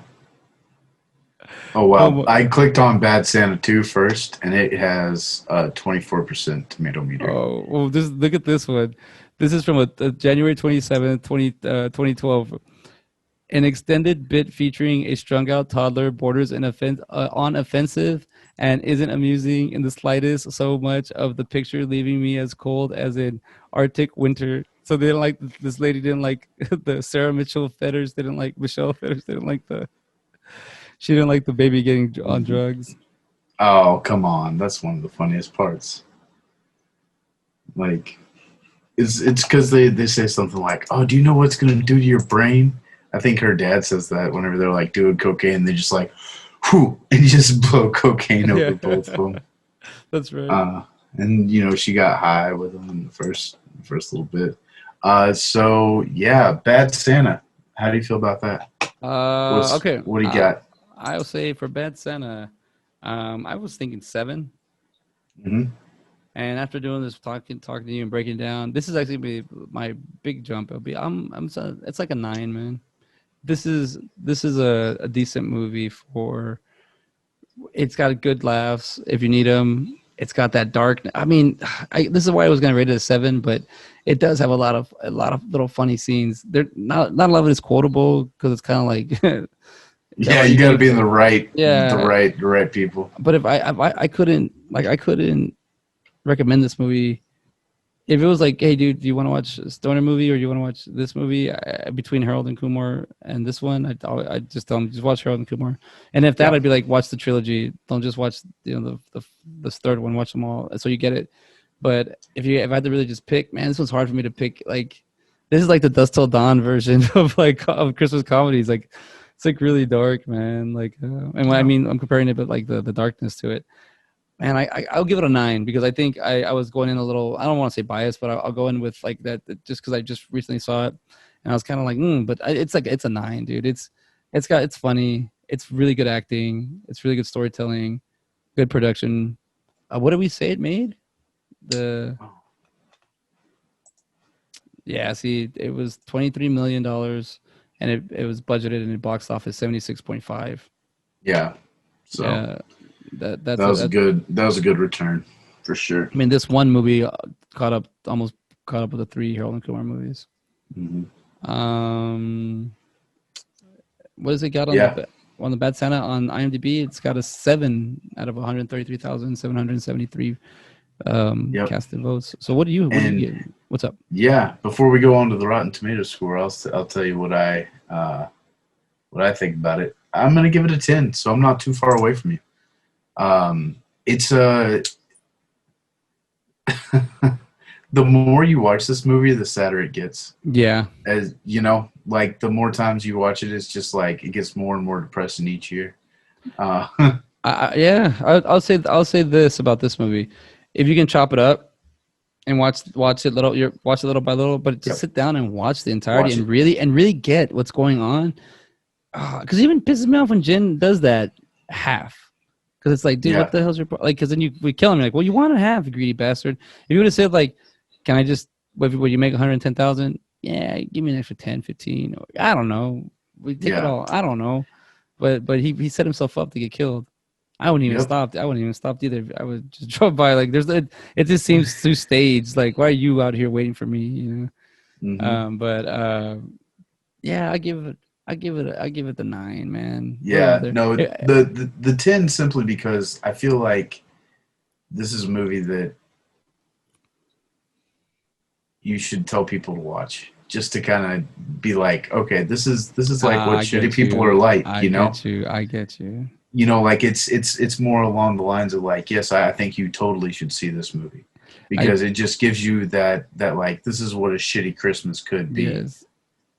like Well, this is I'm taking it from we're being like, hey, I want you to watch the Christmas Chronicles, and then I want you to watch Bad Santa. See that's yeah. kind of like we got close. We're real close to getting these ones to popping these two together. That's would have been a kind of a comparison, but even at that, I mean, Like I said, for a family movie, for like I was recommending this to people that have like kids or Christmas, not Bad Santa. Sorry, I didn't say that right. Christmas Chronicles. Whenever I was recommending that, I was like, hey, you have a kid that's like 10 to 12, like they would enjoy this movie. Like it has just enough of like adult humor in there to where they'll get it, and if they don't, even better. But it has enough to where you'll enjoy it too. Kurt Russell as Santa Claus is oh god, a really good movie. Billy Bob Thornton as Santa it's a Claus really is good. a really, really good movie. It's just a way more fucked up movie. And you get that, like, that's the character. I don't know why Billy Bob plays that character so damn He well. does, man. But he can make you hate him and love him at the same time. Like, or not even love him, but just like feel bad for him and hate him at the same I'm time. not really rooting for him, No, you and don't. I don't really You root for don't him. root for him, but you like I said, you see just enough growth to be like, okay, he's not a terrible person. At least he can like sit there and this kid's having an effect on him. Everything around him, like it's like he's been around shitty people his whole life, and he finally has two people around him that aren't the worst people in the world. Yeah, He's like, oh, okay, this is what it's like to be be loved. I wouldn't even say loved, but just to be liked, you know. to not have anybody want anything from you. You know, because that's all Marcus does is use them because he can Yeah. open safes. Yeah, safe. Yeah, he You does. know. Yeah, and that's another thing. Yeah, you don't really feel for Marcus either because you know what the fuck he's doing, and Yep. he is the one that pulls the gun out. So he's actually the bad one in this. You just kind of he's just kind of get really just getting used. I snuck over to the IMD or the Rotten Tomatoes, Yeah. and yeah, I'm very surprised. I was like, Yeah. wow. I feel like they're. I mean, that's something like Certified fresh, right there. 79% on the tomato meter with 220 reviews for the critics. and 75 from the audience out of 200,924. Which that makes sense. Like I said, whenever I mean, if you're wanting a feel good movie for Christmas, obviously you're not going to go with one that says bad Santa on it. But I mean, even for not being a legitimate feel good movie, it's still, you what is it? That shirt that he has on at the end is like shit happens when you party naked. Like they Yeah. still get you with that last little laugh, that last little like, okay, Billy Bob Thornton hasn't changed all that much, but What is this certified? he's huh? Oh, what were you saying? Sorry, he's what? Oh, it's certified fresh. That's what Rotten Tomatoes does. It's like if it's not a a stinker, then it's a fresh, So it's certified a good fresh. thing. Yeah, yeah, Okay. yeah. Oh yeah. I think it's if it's above like 60, 65, or maybe 70. It's like that Oh, okay. nice I was certified thinking fresh. I was thinking maybe it was something like to do with like it hit a certain level or something like. But I mean the critics consensus says a gloriously rude and gleefully offensive black comedy. Bad Santa isn't for everyone, but Grinches will find it uproars uproars. I can't. This is gonna be uproariously. I can't say the word. Funny. Uproarious, or It's isn't it? too many vowels for me. Uproarious, Uproariously, roarious, uproarious. uproar. I can't say the actual word. Uproariously There you funny. go. Yeah, I can't actually say the word. Like it's too many O's and vowels for me. Uproariously. Um, but it's a black comedy, which equals dark comedy. That's all black comedy is. So it's yeah. I mean, 79 to 75. I can't argue with that. I can't argue with those ratings. They're Nope. too damn close, too damn close. And the fact that the audience score is not as high as the okay. So this is what I think, in my opinion, and it sucks. So don't take it as shit. I mean, take it as shit. Don't take it as anything else than that. But I always feel like a tomato meter or a critic person is somebody that just kind of sits back and critiques movies without actually maybe understands them, maybe got a degree in film, but doesn't ever really make a movie or doesn't really Yeah. just kind of doesn't go full fledged. Where the audience score, I feel like it's lower because I feel like these people are more real, and maybe they're getting the remorse that I did when I first started watching this again, and it hit too close to home. Some people it might hit a little too nerve, but then I am put your film hat on, put your movie watching hat on, and think for a second. What's if the movie's doing that to you? Then that's a good thing. Yeah. It's making a Oh yeah. change. So yeah, so it's like so yeah, give it the points. I knew I wasn't gonna leave it at 7, but it's around a 9 or a 10. But like to me, as when I as we're even we've done a lot of comedies, and I want my comedies to be haha and comedies, but there's dark, but this is very very dark. This is very in that side of the dark side of the moon where you're not gonna see it. Like you gotta go there. And I mean, he tries to kill himself, and the kid catches him.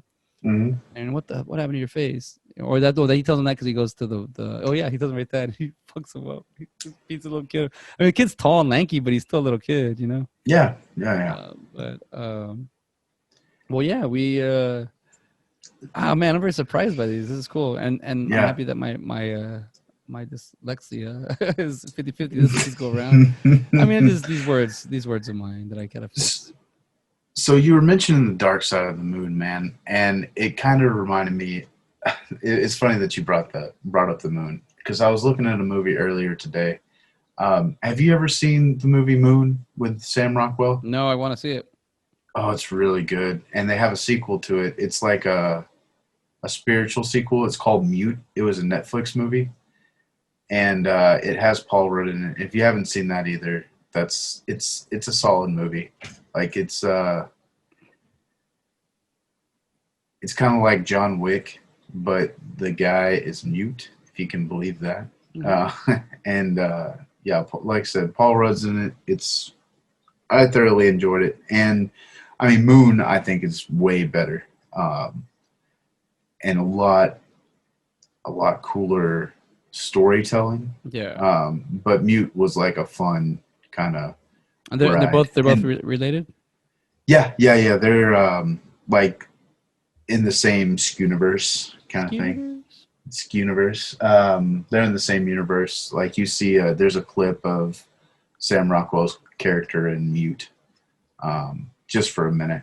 Oh, just to remind you that you're. Yeah, just to remind you, you're in the same place or same time. And all this other I think stuff. I saw the. I think I saw. Yeah, I saw the trailer for this, but I didn't watch it. Yeah, So, somebody at Domino's and Stephenville had recommended it to me, and I yeah. watched it one day, and I was like, "Wow, this is fantastic." Yeah, Moon looks really good. So, well, we moved on. We've tackled these guys, Bad Santa and Harold and Kumar Christmas, a very Harold and Kumar Christmas. We got the New Year coming up ahead of us. We still got Christmas on Friday, Yeah. so that's one day, and then we have then we have New Year's. So we're meeting after Christmas, but before the New Year. And then Hmm. the second time we meet is after the New Year. So do you still want to do a Christmas movie, finish it off, or do you want to go jump into something you already and get ready for what I'm going to call season 2? Let's do one more Christmas theme. Let's All get right. one more in there All right. So, because that way we kind of get the real feels for Christmas because okay. it's going to be this week, Yeah, it's Friday like too. We still got a couple more days. All right. yeah, So we kind of, as we're doing that, I think, okay, so we have a Christmas where we've done Santa. Like we could kind of compare Santas because we got Billy Bob Thornton. We have also Tim Allen's Santa, and and then Kurt Kurt Russell. Russell Santa. And if you want to put in the guy from Harold and Kumar, so we're learning what is inside of a Christmas movie, what it takes. So Yeah. we're gonna need Christmas. Because I'm saying we're not gonna do Die Hard because it's not a Christmas movie. No, So so I don't know how you feel about this, but I think one of them should be A Christmas Story because that is Christmas a movie. staple. It's a staple, dude. I mean, TBS literally plays it for 24 All right. hours. What would you compare it to? Side by side with. That's a great question. See, that's where I was kind of like, I feel like that should be one of them. But man, so like Just pick, another I mean, holiday. just any holidays that we think a Christmas story could go hand in hand with any Christmas. I mean, I like Four Christmases. I think we can just do any. We don't really have to pick. We can bring You back want to our do Four board. Christmases? I love Four Christmases. Let's bring back John Favreau and Vince Vaughn, man. Like, Well, and also Peter Billingsley is, I'm yeah. sure he's like a producer or something like that. Let's do that. All right. Let's do A Christmas Story, and then from like that way. I mean, I feel like that one is just like, dude, it encompasses how you feel as a child. Yeah. Like that movie really just kind of digs in at what I don't know if I'm gonna have to buy it or I have a TBS app, so hopefully they'll give it to you Yeah. for I free. mean, they're gonna be jamming it out left and right. We want commercials in it, but we'll be able to watch it. Yeah. And then Four Christmases. Let's do it, man. Let's do it. I've seen that movie just like once or twice. Oh, dude, I'm ready for it. I think I've been asking for this one for a minute too. So you get Yes. to pick and I get to pick. So we get a Christmas Yeah. gift for ourselves. So hey everybody, we just kind of went through Bad Santa and a very Harold and Kumar Christmas. And yes, it's just Ben and I still doing the thing. We're doing our side by side. So thank you for having us entertain you for the last 2.5, 3 hours. But we're moving on to A Christmas Story and Four Christmases for the for episode I guess we're calling 19.